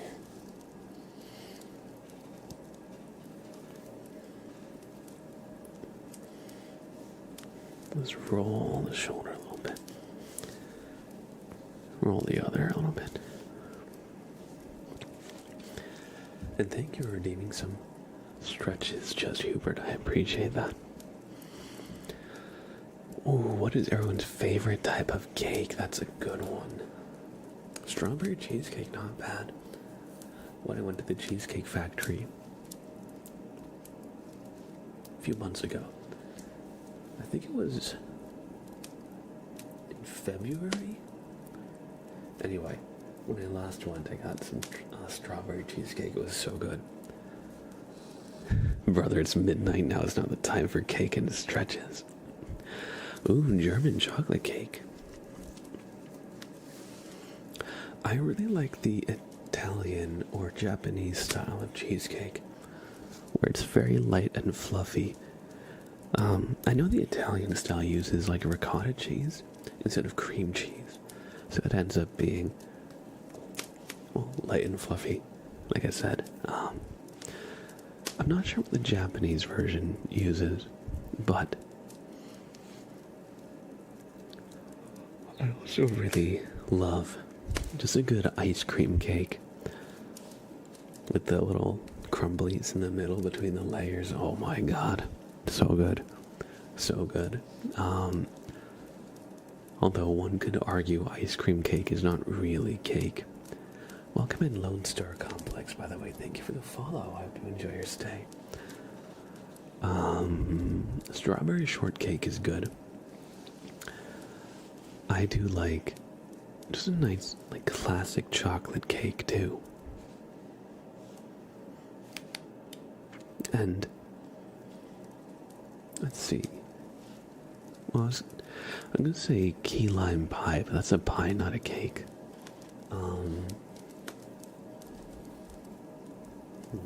What? Red velvet, that's good too. What? I'm thinking of one in particular. Oh, pineapple upside down cake. Petition to call it KK. KK. I sound like I'm responding to a text. KK.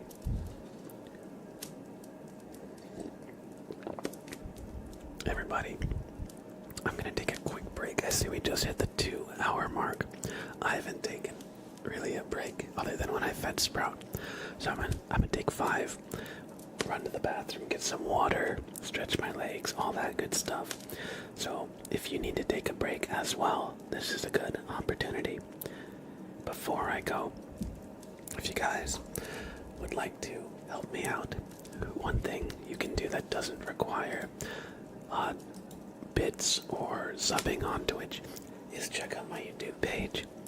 You can just look up Mr. Blab ASMR to get there, or you can click this link in chat, drop a sub, watch some of the short content that I've been uploading lately, leave some likes, leave some comments, even if it's just an emoji. I'm told that that helps a lot with the algorithm. And I also, in addition to the short content, I do have some longer videos. And I've been trying to build up a little bit more momentum on YouTube lately, so this is a great way you can help out. It doesn't cost you a cent. Anyway, I'll be back in just a few minutes. See you then, and join the raffle that I'm about to start on in Twitch chat. Thank you, Banshee Bunny, I appreciate that.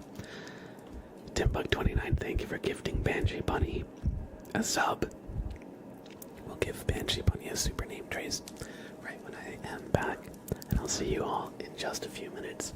Don't you go anywhere, or, well, if you go to sleep, I won't blame you. See you in a few.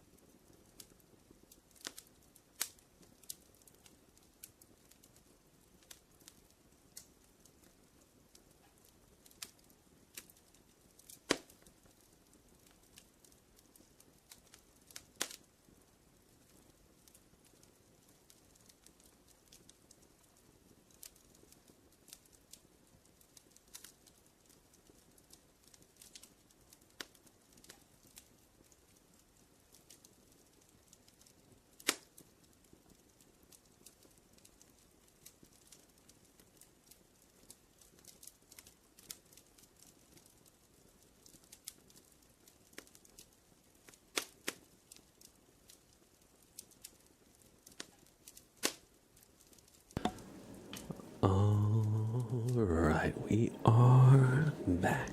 We are back. Oh, sorry. Adjusting my chair there.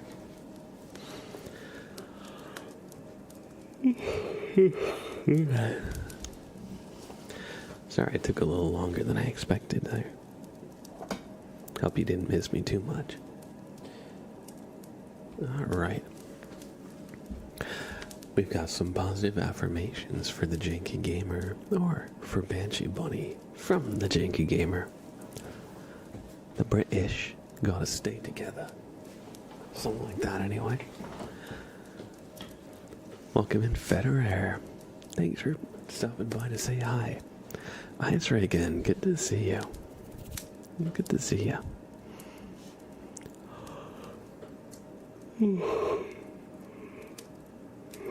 And Federer dropped 5 YouTube memberships as well. Thank you so much. I appreciate that.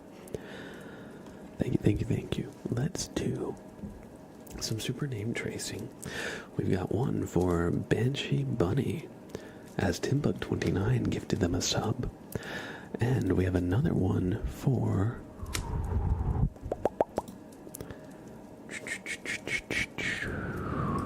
Federer for gifting 5 YouTube memberships out to the community. So, everybody, look at the light. Thank you, Timbuk29, for gifting this up out to Banshee Bunny.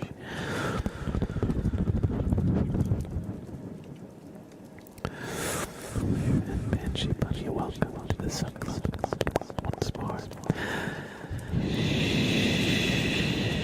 Hope you enjoy your stay.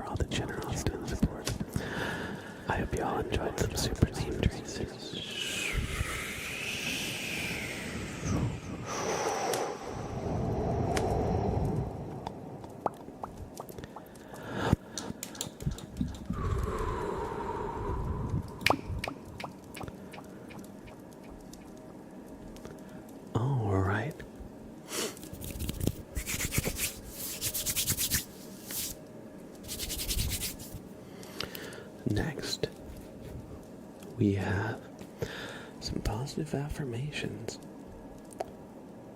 for Banshee Bunny, courtesy of Janky Gamer. So thank you, Janky Gamer, for redeeming this for somebody other than yourself. We love to see that when y'all are nice and generous with one another in chat. And just take a deep breath.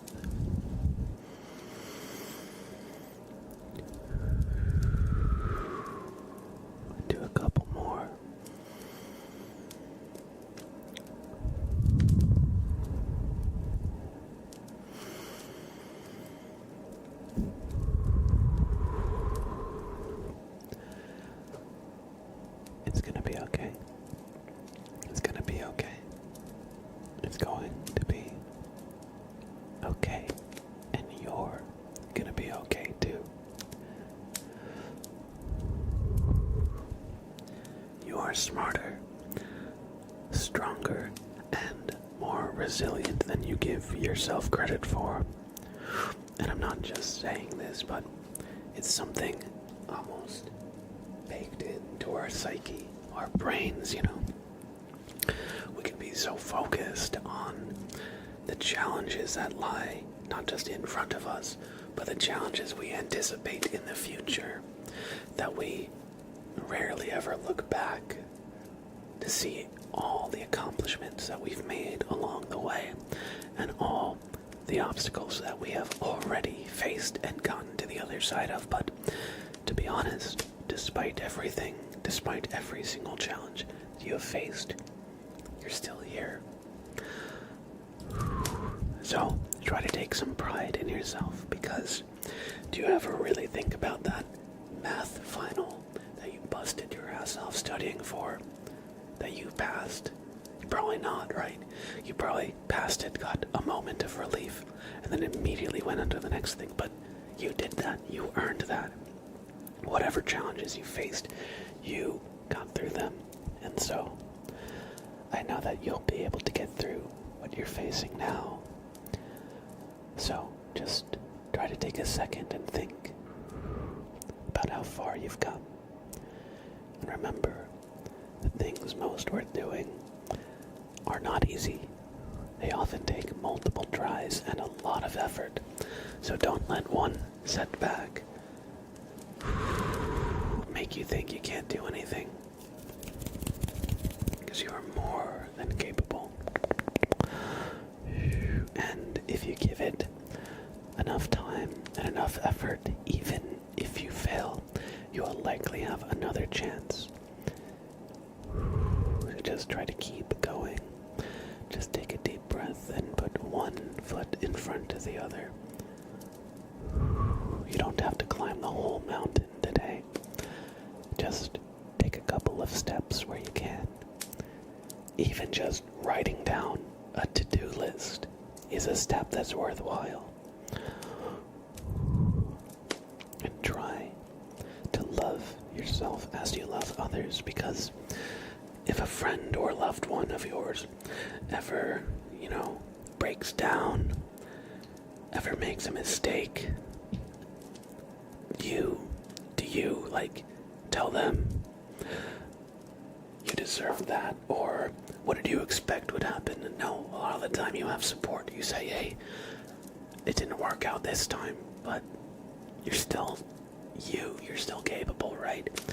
So try to tell yourself that too, because our own internal negative voice can be our harshest critic. And it sucks that it can be that way. Did my headset just die? My headset just died. 1 second.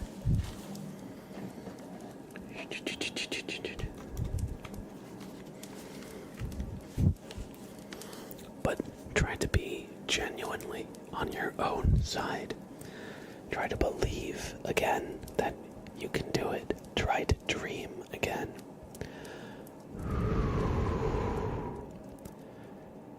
And I know you can go far. I just want you to know that for yourself. Not just me saying that. I want you to really feel and believe it if you can. I hope you enjoyed these positive affirmations. I hope that they helped whoever might have needed to hear them, but especially Banshee Bunny. And thank you, the Janky Gamer, for redeeming these for them.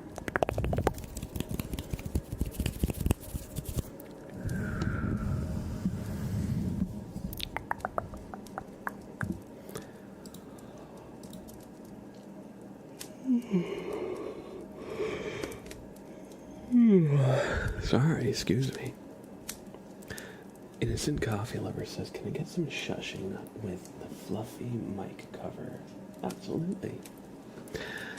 Absolutely. I got you.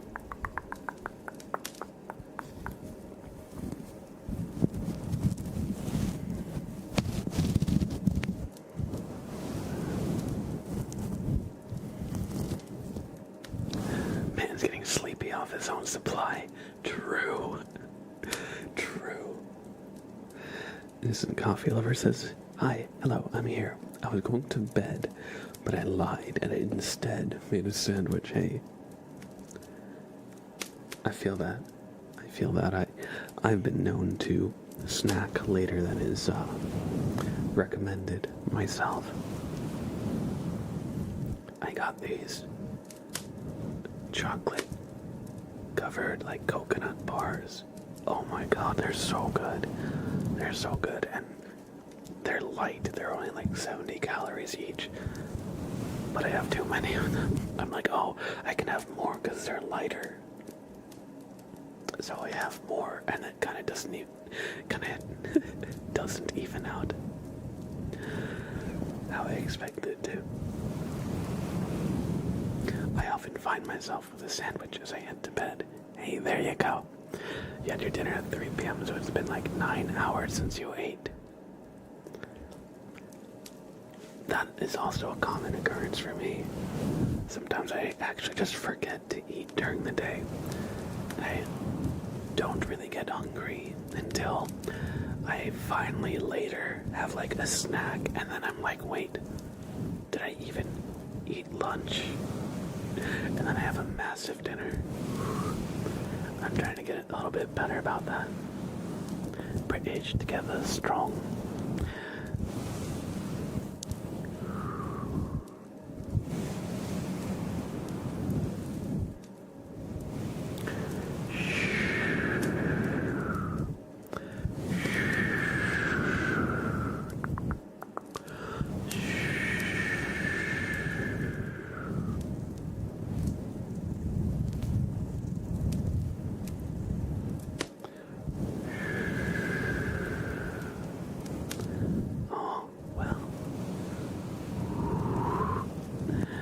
It's okay, Banshee Bunny.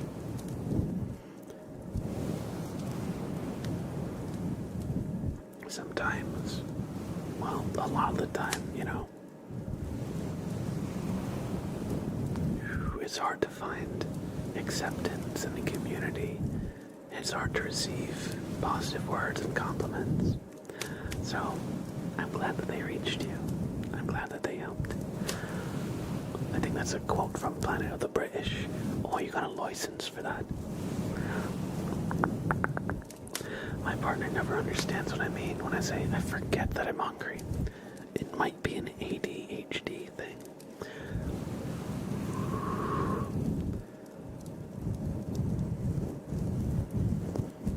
I hear you as well on that one, Banshee Bunny.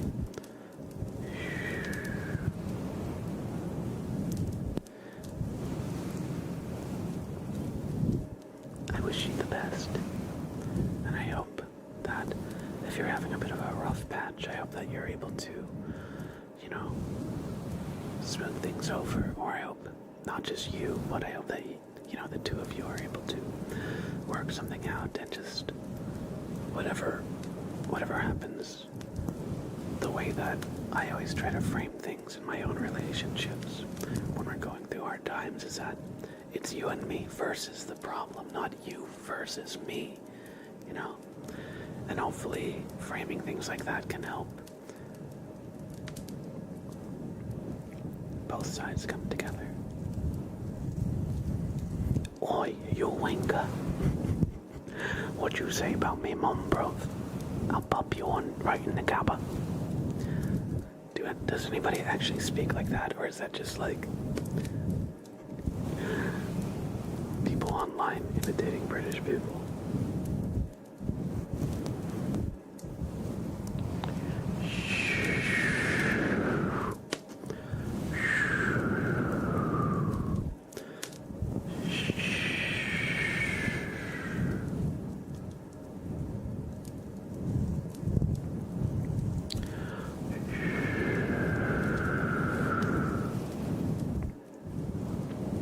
Sadly, I think some do in London, but 99% of us don't.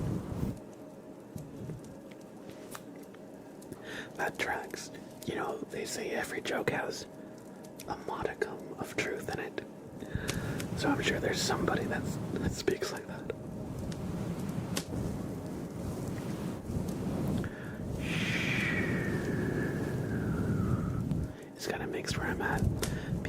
mostly use Scottish slang even though we are nowhere near the border.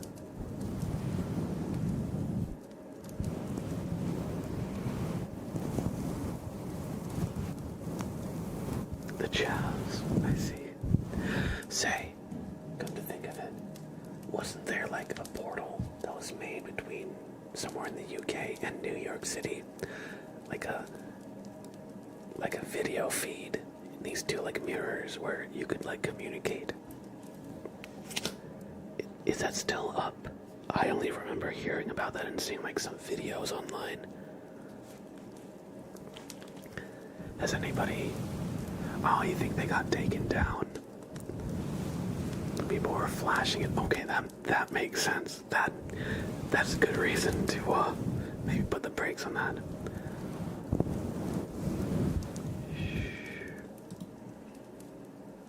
Ah, I see. Okay.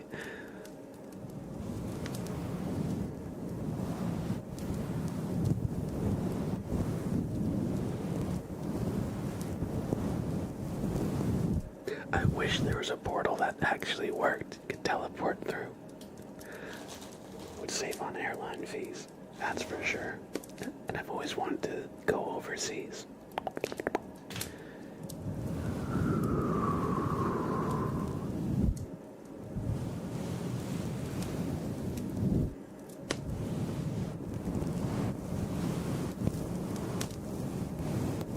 We just use fireplaces to get around. Exactly.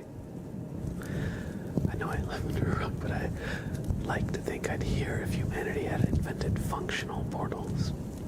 One day, hopefully. I think I heard a few years ago they managed to teleport subatomic particles. I think they teleported a photon. But it's so tiny. It would be still a long way from actual, like, material.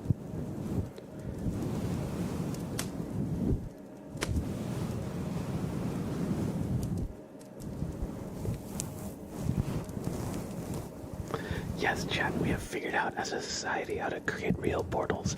And you got that news from ASMR content creator Mr. Blab. ASMR. Exactly. I am Dr. Blab now.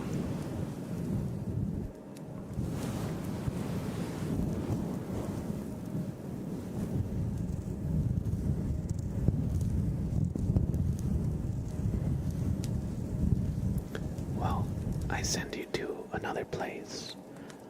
Not New York City, but to sleep.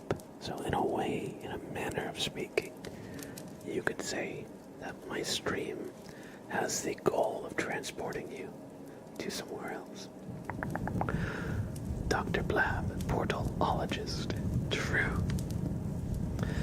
Teleporting is making a new copy of you. It's not the original you. That's the Star Trek. Teleportation. Also, hey, how's it going, Asgrelcha? Good to see you. Louie New, good to see you, Louie New. I hope you enjoyed some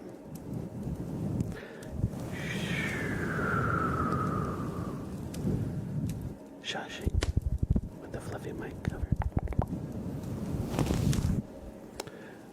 I'm pretty sure I actually haven't seen Star Trek, but I've seen people talking about it online, and apparently that's one like ethical, or how do you say, that's one of the existential kind of questions people have with it. They say, when you teleport, do you actually just die when you get teleported and a clone of you, a copy of you appears where you land? Because what we haven't figured out is what is consciousness. Like, why am I me? Right? If there was a copy of me, a perfect clone, it wouldn't be me. It would be someone with the same exact body as me, but not necessarily the same experiences or the same viewpoint. And the second they exist and are brought into the world, we become unique individuals. Unless we do literally every single thing the same way, their experiences would shape them differently than my experience would shape me, right? They explained how it worked, and apparently it disassembles your atoms and reassembles them in a different location. I see. And I think people were saying, if you get disassembled, does it mean you die, or is your consciousness transferred in the new location? I read somewhere that they think there's a theory in the scientific community about what consciousness is. And they say that it could be a quantum state of all the neurons firing, because there's a lot of electricity going on in your brain.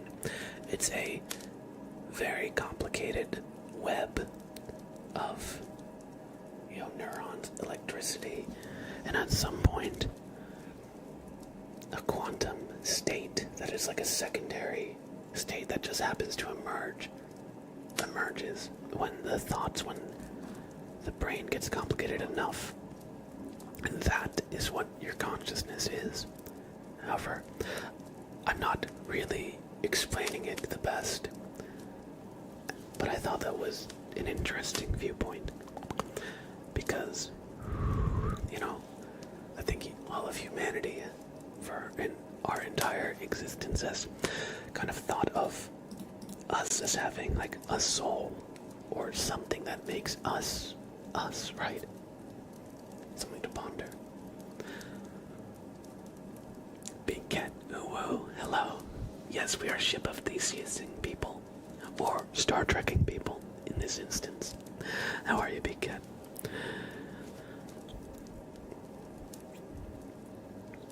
And Unicorn Pimp Dad, hey, good to see you. Good to see you. That works physically, but what is your floaty fart cloud of a consciousness gonna do? It's gonna just fart out of existence. Meanwhile, in Futurama, the ship doesn't move through the universe, it moves the universe around it. That makes sense with one ship, but when there's tons of ships floating all around, all traveling at once, it's a little harder to picture that. Although I guess if you're in a ship and another ship is moving everything around, it should just look like it's moving, even though technically you would be moving. Physics. I thought that it was explained in like middle school or high school how if you go fast enough in a spaceship, you experience time at a different rate, because the theory of relativity also applies to speed and time, since velocity is distance over time. When you reach a certain velocity, the time itself, not just the distance, becomes relative. There was some model of like some way they mapped it out with like a spaceship and like the sun, but I kind of forget all the technical stuff. I just remember the idea. Clyde says, I've just woken up, I'm half asleep and I have no fucking idea what's going on. True. So Clyde, tell me, what makes you? What is the consciousness now that you've arrived at our lecture? Please tell the class what you've learned today. Banshee asks, what's my favorite trigger word? There's a lot. I like chocolate. Relax. toasted coconut, toasted coconut. That's a classic one. There's tactical, tactical, tactical. Spectacle, spectacle. Spectacle. Skeptical, skeptical, skeptical. Perplexing, perplexing, perplexing. Paprika, paprika, paprika. Paprika, paprika, paprika. Those are some of my favorite trigger words, although it's hard to say a single one is like my all-time favorite. But relax is also just relax, relax, relax. Just relax, relax, relax. Coconut, coconut, coconut, coconut, coconut, coconut. 1 second.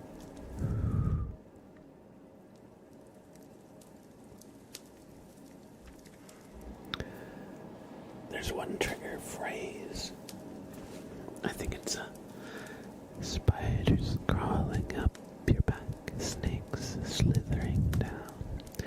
Spiders crawling up your back, snakes slithering down.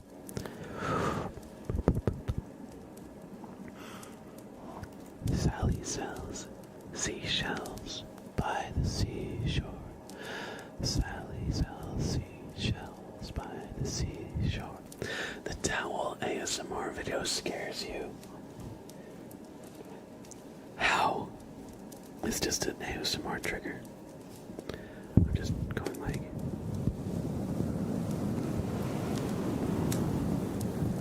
Oh, you're fine, Yawn. You're fine.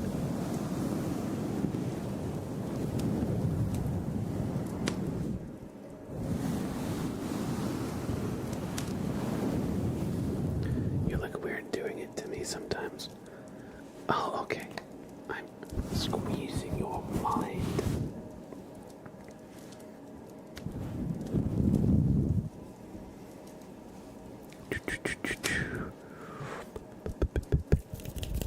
Brian Cox does a good time dilation explanation. I'll check it out because that stuff is fascinating. I just don't expose myself to it that much. Haven't thought about it really since like high school, like science classes and that kind of thing. Is Sprout okay? Sprout. Sprout. 1 sec, I'll get some treats for him. Where the dog at? Oh, he's in the other room. He's sleeping right now. He's sleeping, but he's a good boy. 1 sec.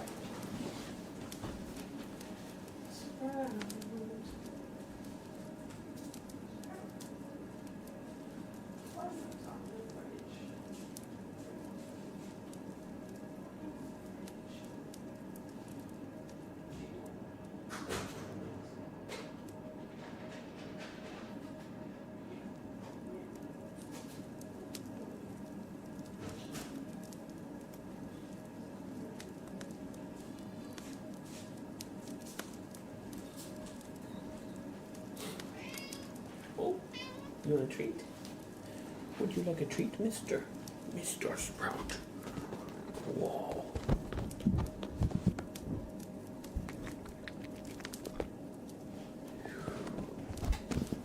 Oh, you want a treat? You want this treat?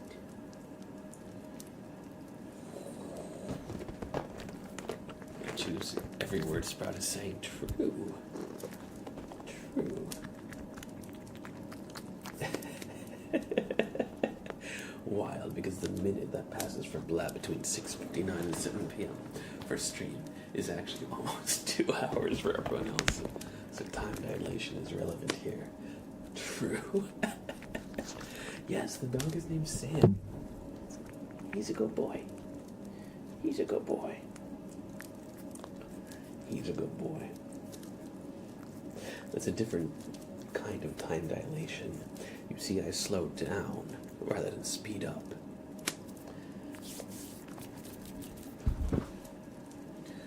What name won for Goose?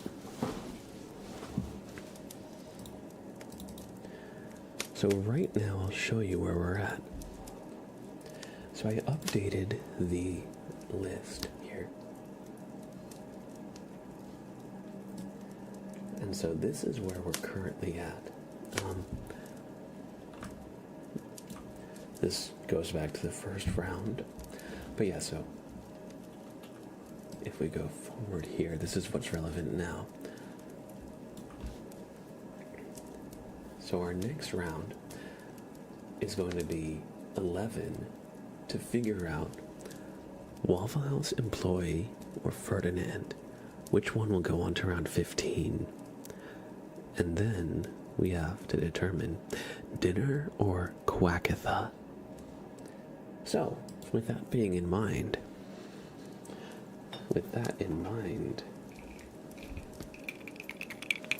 what should we name this guy? I asked y'all for name ideas and suggestions, and we got a lot. So, we've got to eliminate the names one by one until we arrive at the best one. Okay, let's not view results of poll. I want to start a new poll, Twitch. Twitch, let me start a new poll, please. Why do you do this, Twitch? It did that last time. It just kept showing me the previous poll's results instead of letting me start a new one here. Here, I refreshed. Okay, now I can do a new poll. Goose. Let's see. Waffle House employee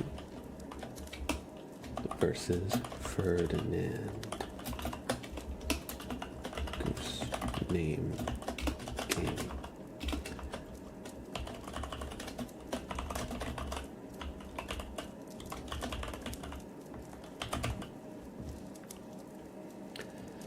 Alright, everybody, what is the better name between Waffle House employee and Ferdinand for our goose?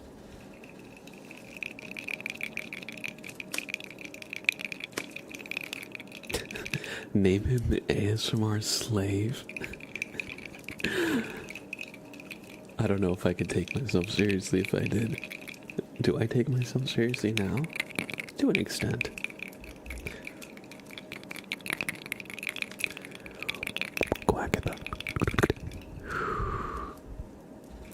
How much does he cost? I don't remember. I got this when I was in New Mexico at a little art shop. Probably a few dollars. They had a bunch of these. They had like a whole bucket full of random animal bobbleheads.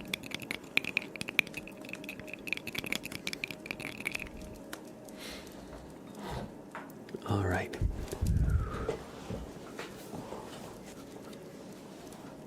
Have a good night, Banshee Bunny. It was great chatting. I hope you sleep well.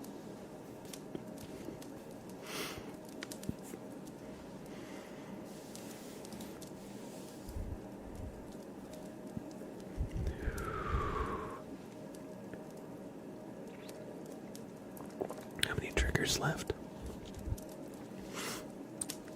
I see we only have about 15 minutes in the stream. We've got 5 in the queue. I think I'm actually going to turn off more point redeems just so we can work through the queue, and then when we do, we'll go from there.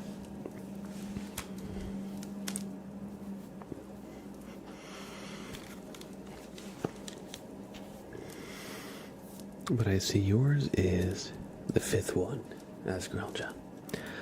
So everybody, let's go to this lighting.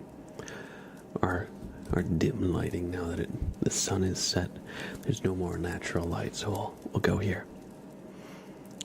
Elias274T, welcome in. Thank you for the follow. I hope you enjoy your stay. Sprout should be the one sitting in the chair. Well, good luck getting Sprout to do anything. He crazy.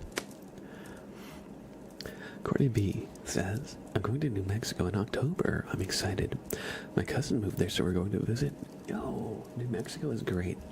I've been there a couple times now. I've been to Albuquerque, and I've been to Santa Fe. And a few years ago, I went there with my brother and dad. We went to the Pecos National Forest, I think is what it's called, to go hiking. And you usually think of New Mexico as being, you know, kind of like desert, or very arid landscape with like cacti and like some bushes, but a lot of like dirt and sand. But actually, when you go into the mountains, it becomes like an alpine forest with a lot of like pine trees, and it's actually quite beautiful. I didn't expect it myself. So definitely, if you like hiking and going outdoors and stuff, I definitely recommend that. If you like art, and like psychedelic kind of experiences, I can also recommend Meow Wolf. Meow Wolf, like the sound a cat makes, and Wolf the animal. It's like a walk-through art exhibit that's like super psychedelic. It's really cool. I've been there as well. And there's like a whole storyline to it that you can uncover if you're really like astute and can like piece together like kind of cryptic clues. But it's also fun to just watch or walk through and see all the crazy stuff. They have a room that's like early black and white cartoons. They have a room that's like a futuristic resort or travel place that like sends you to like different worlds. They've got like a house that is sideways, and you can like crawl through the fireplace to get somewhere. You can go through the fridge to get somewhere. You know, I really liked it. And of course, if you can get anything with green chilies, well, if you don't mind spicy food, New Mexico is really known for green chilies specifically. And they have, I'm trying to think of the name of the food. They've got these really nice, like, fried dough that they give at like every restaurant there. I'm drawing a blank of the name.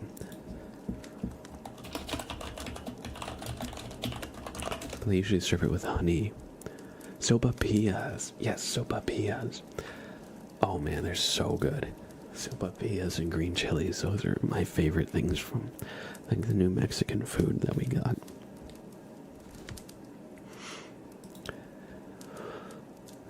When's the next cooking ASMR? Soon. I hope to record some more cooking this week or this weekend. We'll see what we can do. My schedule's been a little crazy since getting back from Texas, but I probably have time this weekend to record something. Let's do some mouth sounds for Cordy B, shall we?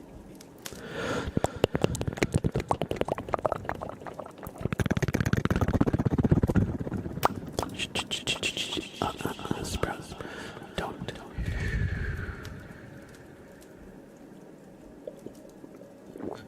Steal my coffee, please. Welcome in, Desert Turn.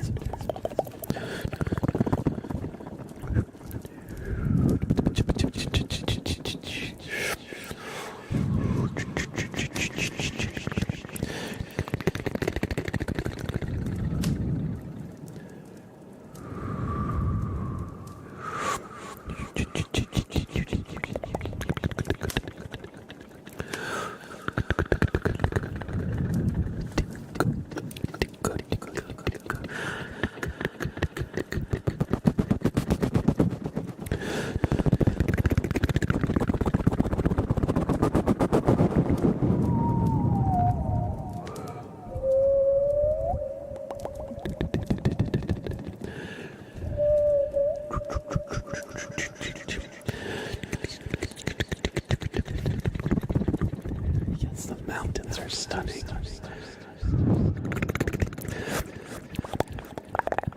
Maine Coon cats are so cute. Yes. They're so fluffy.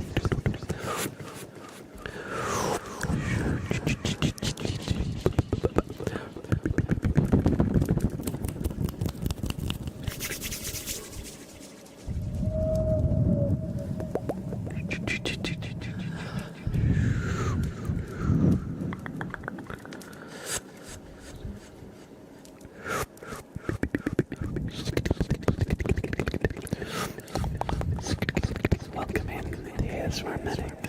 I hope you're doing well.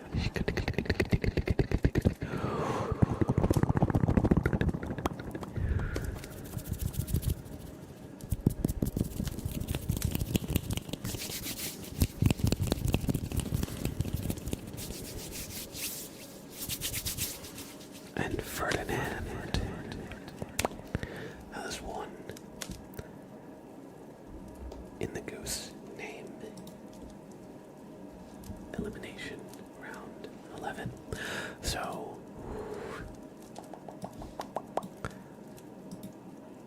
let me just mark that down in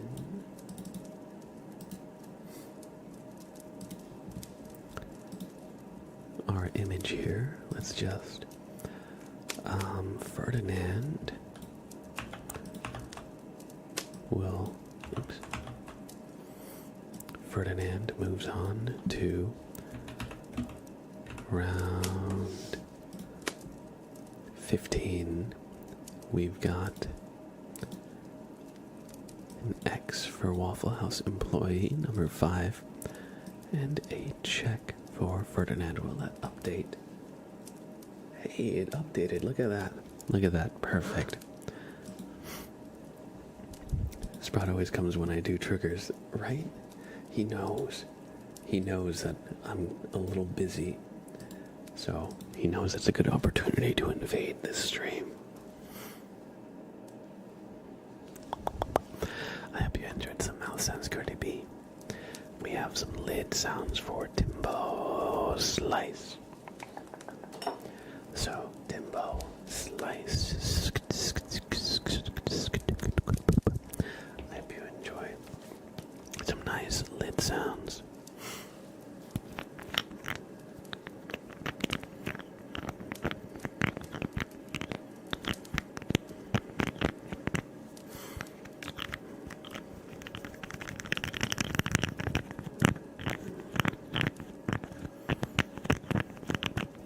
Elsha, hello, welcome in. We're doing well.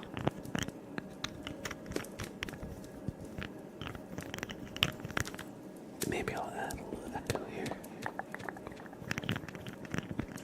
No problem at all, Cordy. Glad you enjoyed it.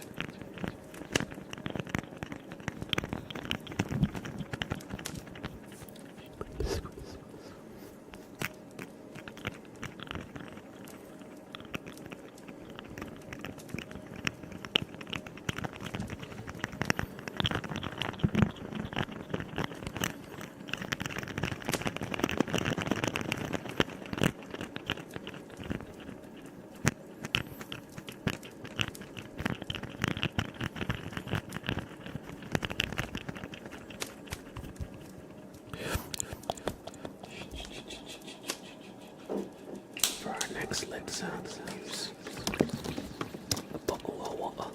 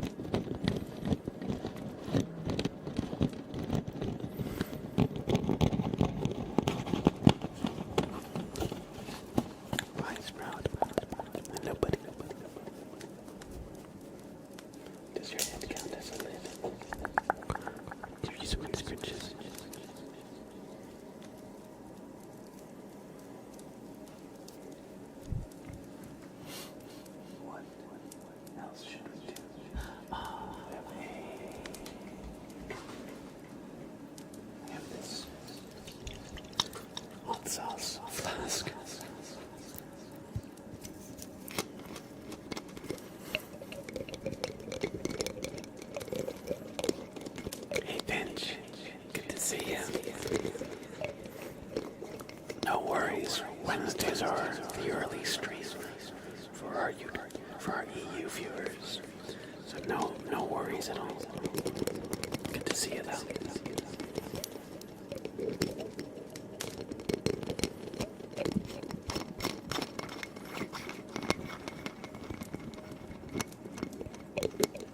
Let's try it with no echo here. Just a nice clean sound.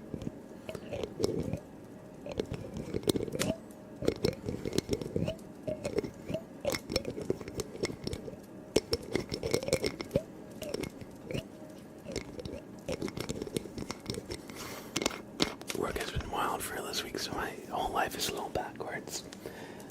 Hey, I hear ya. I hear ya. I hope you're doing alright with it. I hope it's not too crazy.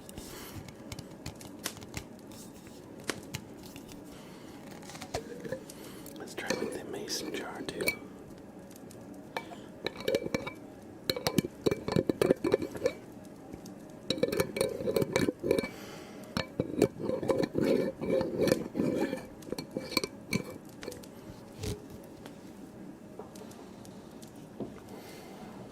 Which was your favorite lid sound?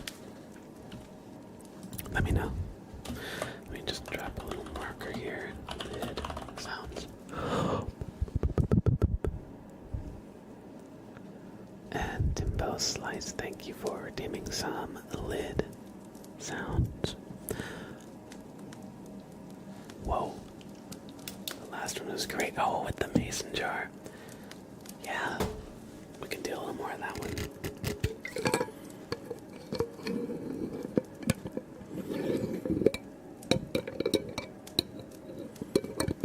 A bit of like glass, metallic tapping. Sprout's interested. He's like, hey, do you have any treats in that jar for me? Sorry, buddy, it's just water. You can smell it if you want, but there's no treats. He's like, hey, what the heck? What a ripoff. Actually, I'm not going to. I'm just gonna move it over so you'd be facing my camera. But I realize that's right over the keyboard, and we definitely don't want a mishap. Sprout's just a curious little guy. It's true. It's true. Hey, you. Hey, you. Hey, Scrungus. Sprout. Sprout. Meow. He's just sitting on my desk, looking towards the kitchen. The sound of the bottle stopper is very relaxing. This one is.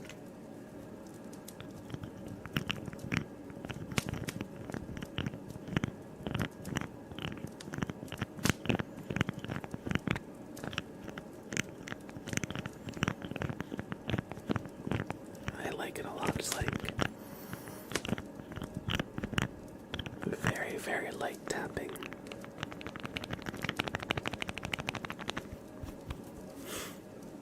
Let's do a flashbang for TL back.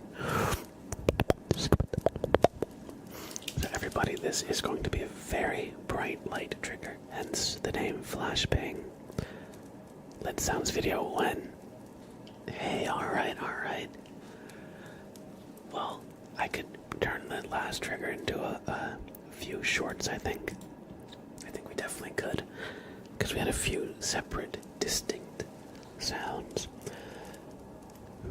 So we could definitely turn that into a short, but we could do a long video too. I would not be opposed in the slightest. Everybody, just relax and close your eyes. Look at the screen through your closed eyes to truly get the experience of this trigger that we want you to do, or we want you to get, as I want you to see the light that gets through your closed eyes.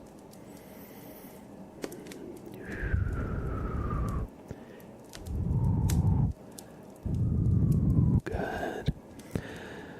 I want you to just picture that you're in a busy city, in the car, trying to sleep. I should clarify that you're a passenger, not the driver in this vehicle. And as you drive through the busy city, lights from all around make it a little hard to sleep.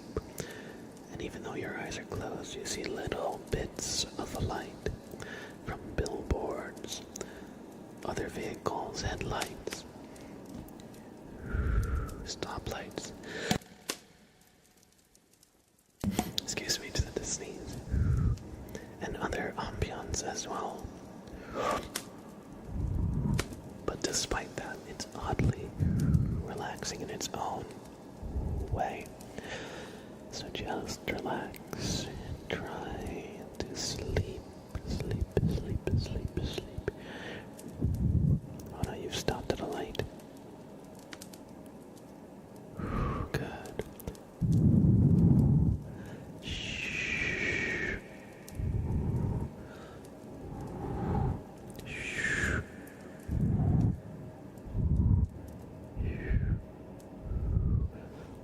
Thankfully, you're about to get on the highway.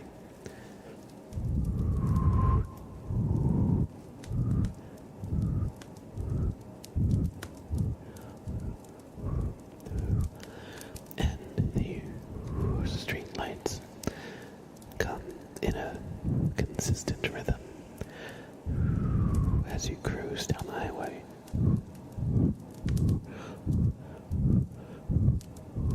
And the rhythm is almost hypnotic.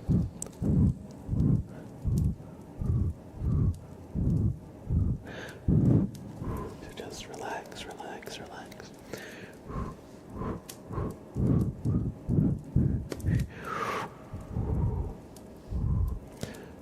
When you're nearing your exit,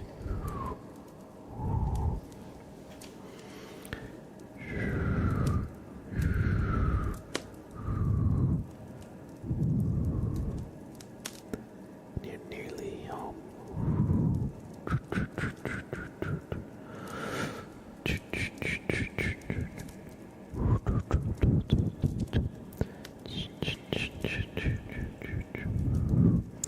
And you pull up to your house, and the light out front is on. And you drift off. Thank you for redeeming a flashbang trigger. TL Thack, I hope you have all enjoyed some flashbang.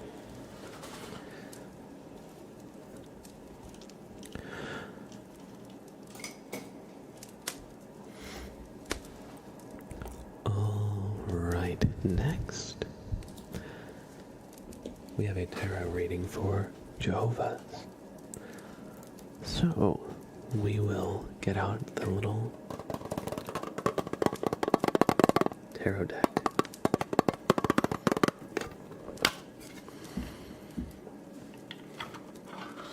And their card will be the 15th card in the deck, so we're gonna give the deck a little shuffle.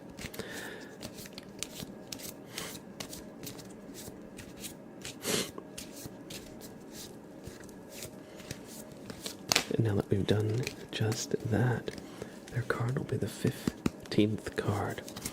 So, 1, 2, 3, 4, 5, 6, 7, 8, 9, 10, 11, 12, 13, 14, and 15 is your card, Jehovah's, the Sun.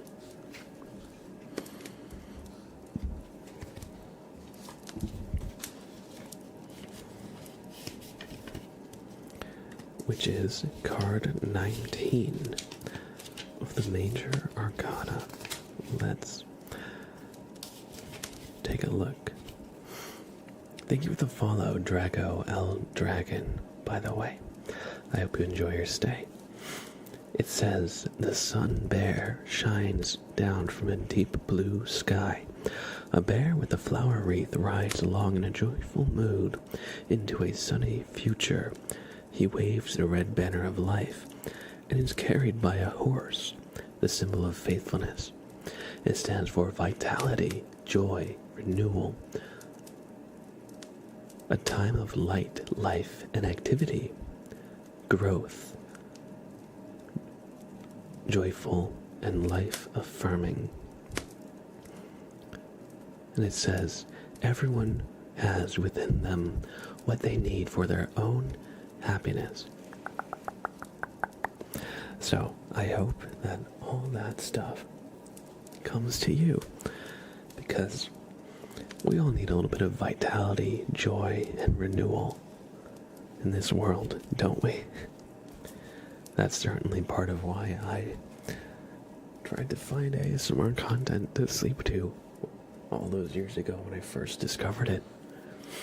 Wait, are they all bears? Yes, because this is the Gummy Bear Tarot deck. So, it's based off the standard, like, Rider-Waite deck. All the art is like a recreation. So, it's the Fool, alright, but it's all silly. But yeah, I really like this deck a lot. I love the gummy bears. But yeah, look at this one. It's all bears, all the way down. Oh, that's a lion, that's not a bear. I've lied. You have a mini tarot deck that's all crows, and it might be my favorite. That's awesome. I love crows and ravens. Corvids. I would love to befriend the neighborhood crows or ravens, but there are none where I am, unfortunately. Apparently, if you go out of your way to be nice to them and feed them, they will protect you, and they'll tell the other crows that you're safe, and so you'll have a flock of crows.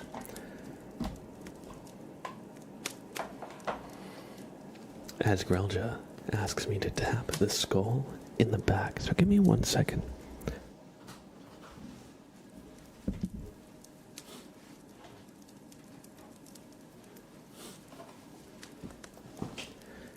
Alright.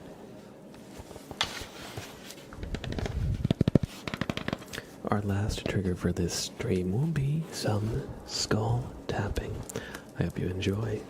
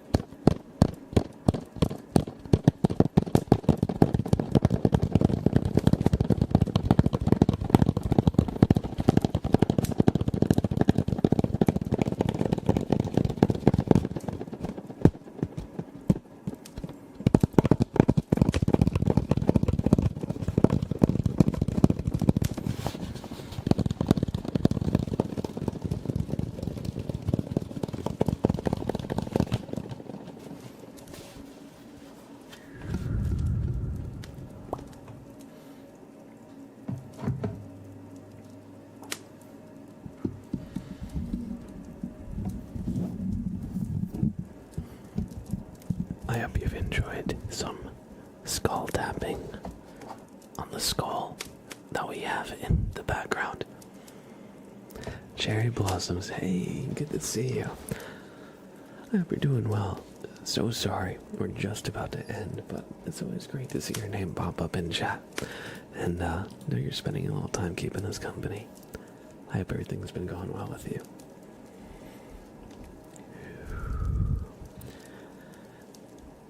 Thank you. I'm doing alright. A little bit tired today, but that's nothing new, to be honest. Thank you. Alright, everybody. This will signal the end of our stream today. I hope you enjoyed your stay. I hope this helped you relax and maybe even get some nice sleep. So, if you would like to support me, or if you are ever looking for my content when I'm not live here on Twitch, check out my YouTube page. I've got plenty of ASMR videos for you to enjoy. Long form videos, short form content, and even if you enjoyed the stream and want more of a several hour long, kind of relaxed, not as focused ASMR experience, you can just check out any of our stream VODs. If there was anything you liked also, and you might want to see it again, that's also a great way to do so. My next stream, I'm going to try my best to do a stream tomorrow night. Actually, I had to cancel my Tuesday stream. I had something come up. I had to go on a bit of a drive, and I hit insane traffic at night.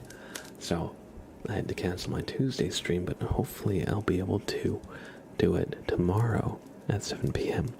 But my typical stream is Tuesday, Wednesday, Friday at these times. I typically do the Wednesday stream a little bit earlier in the day for our crowd across the pond in Europe, because I know there's a big time difference where I am here in the States and where they are. So I do the Wednesday ones a little earlier for them. And last but not least, if you want to stay up to date with everything going on in the community, stop on by the Discord every time I go live or post a video. It'll be shared out there.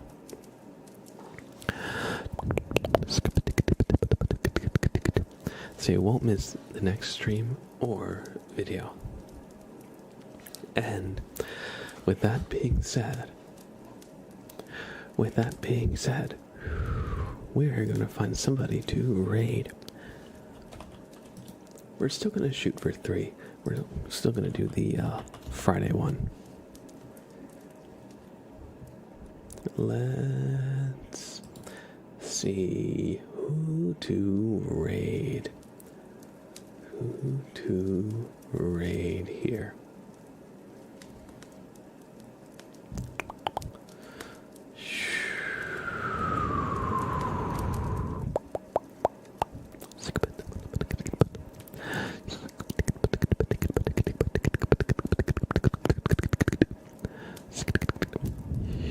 Ferdinand won the poll. Yes.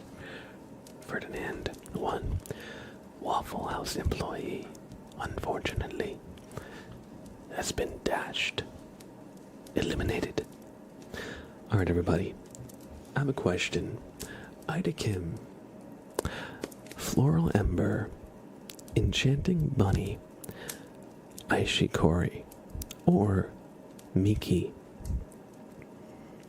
Ember and Soon. Alright. Maybe we won't raid them if they're about to end. I'm kind of curious about Miki. I think we should do Enchanting Bunny. Oh, they're doing Legos.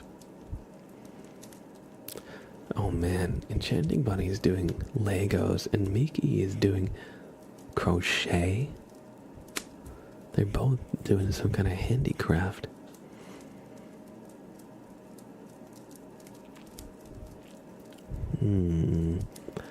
It's been a very long time since I rated Miki, so is it Miki or Mickey?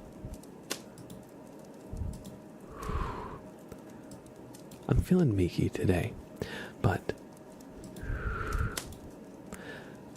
wherever y'all end up heading out. I hope you had a great time tonight. I certainly did. Copy one of our raid messages. Take this one if you don't have a sub. But if you do have a sub, we got a special one for you. And this one, you can only use it with our channel-specific emote. See how Stream Elements doesn't have a sub? What a freeloader, am I right? Yeah, they can't actually use the message right. But if somebody with a sub would like to copy and paste this in the chat for the class, now's your chance to step up.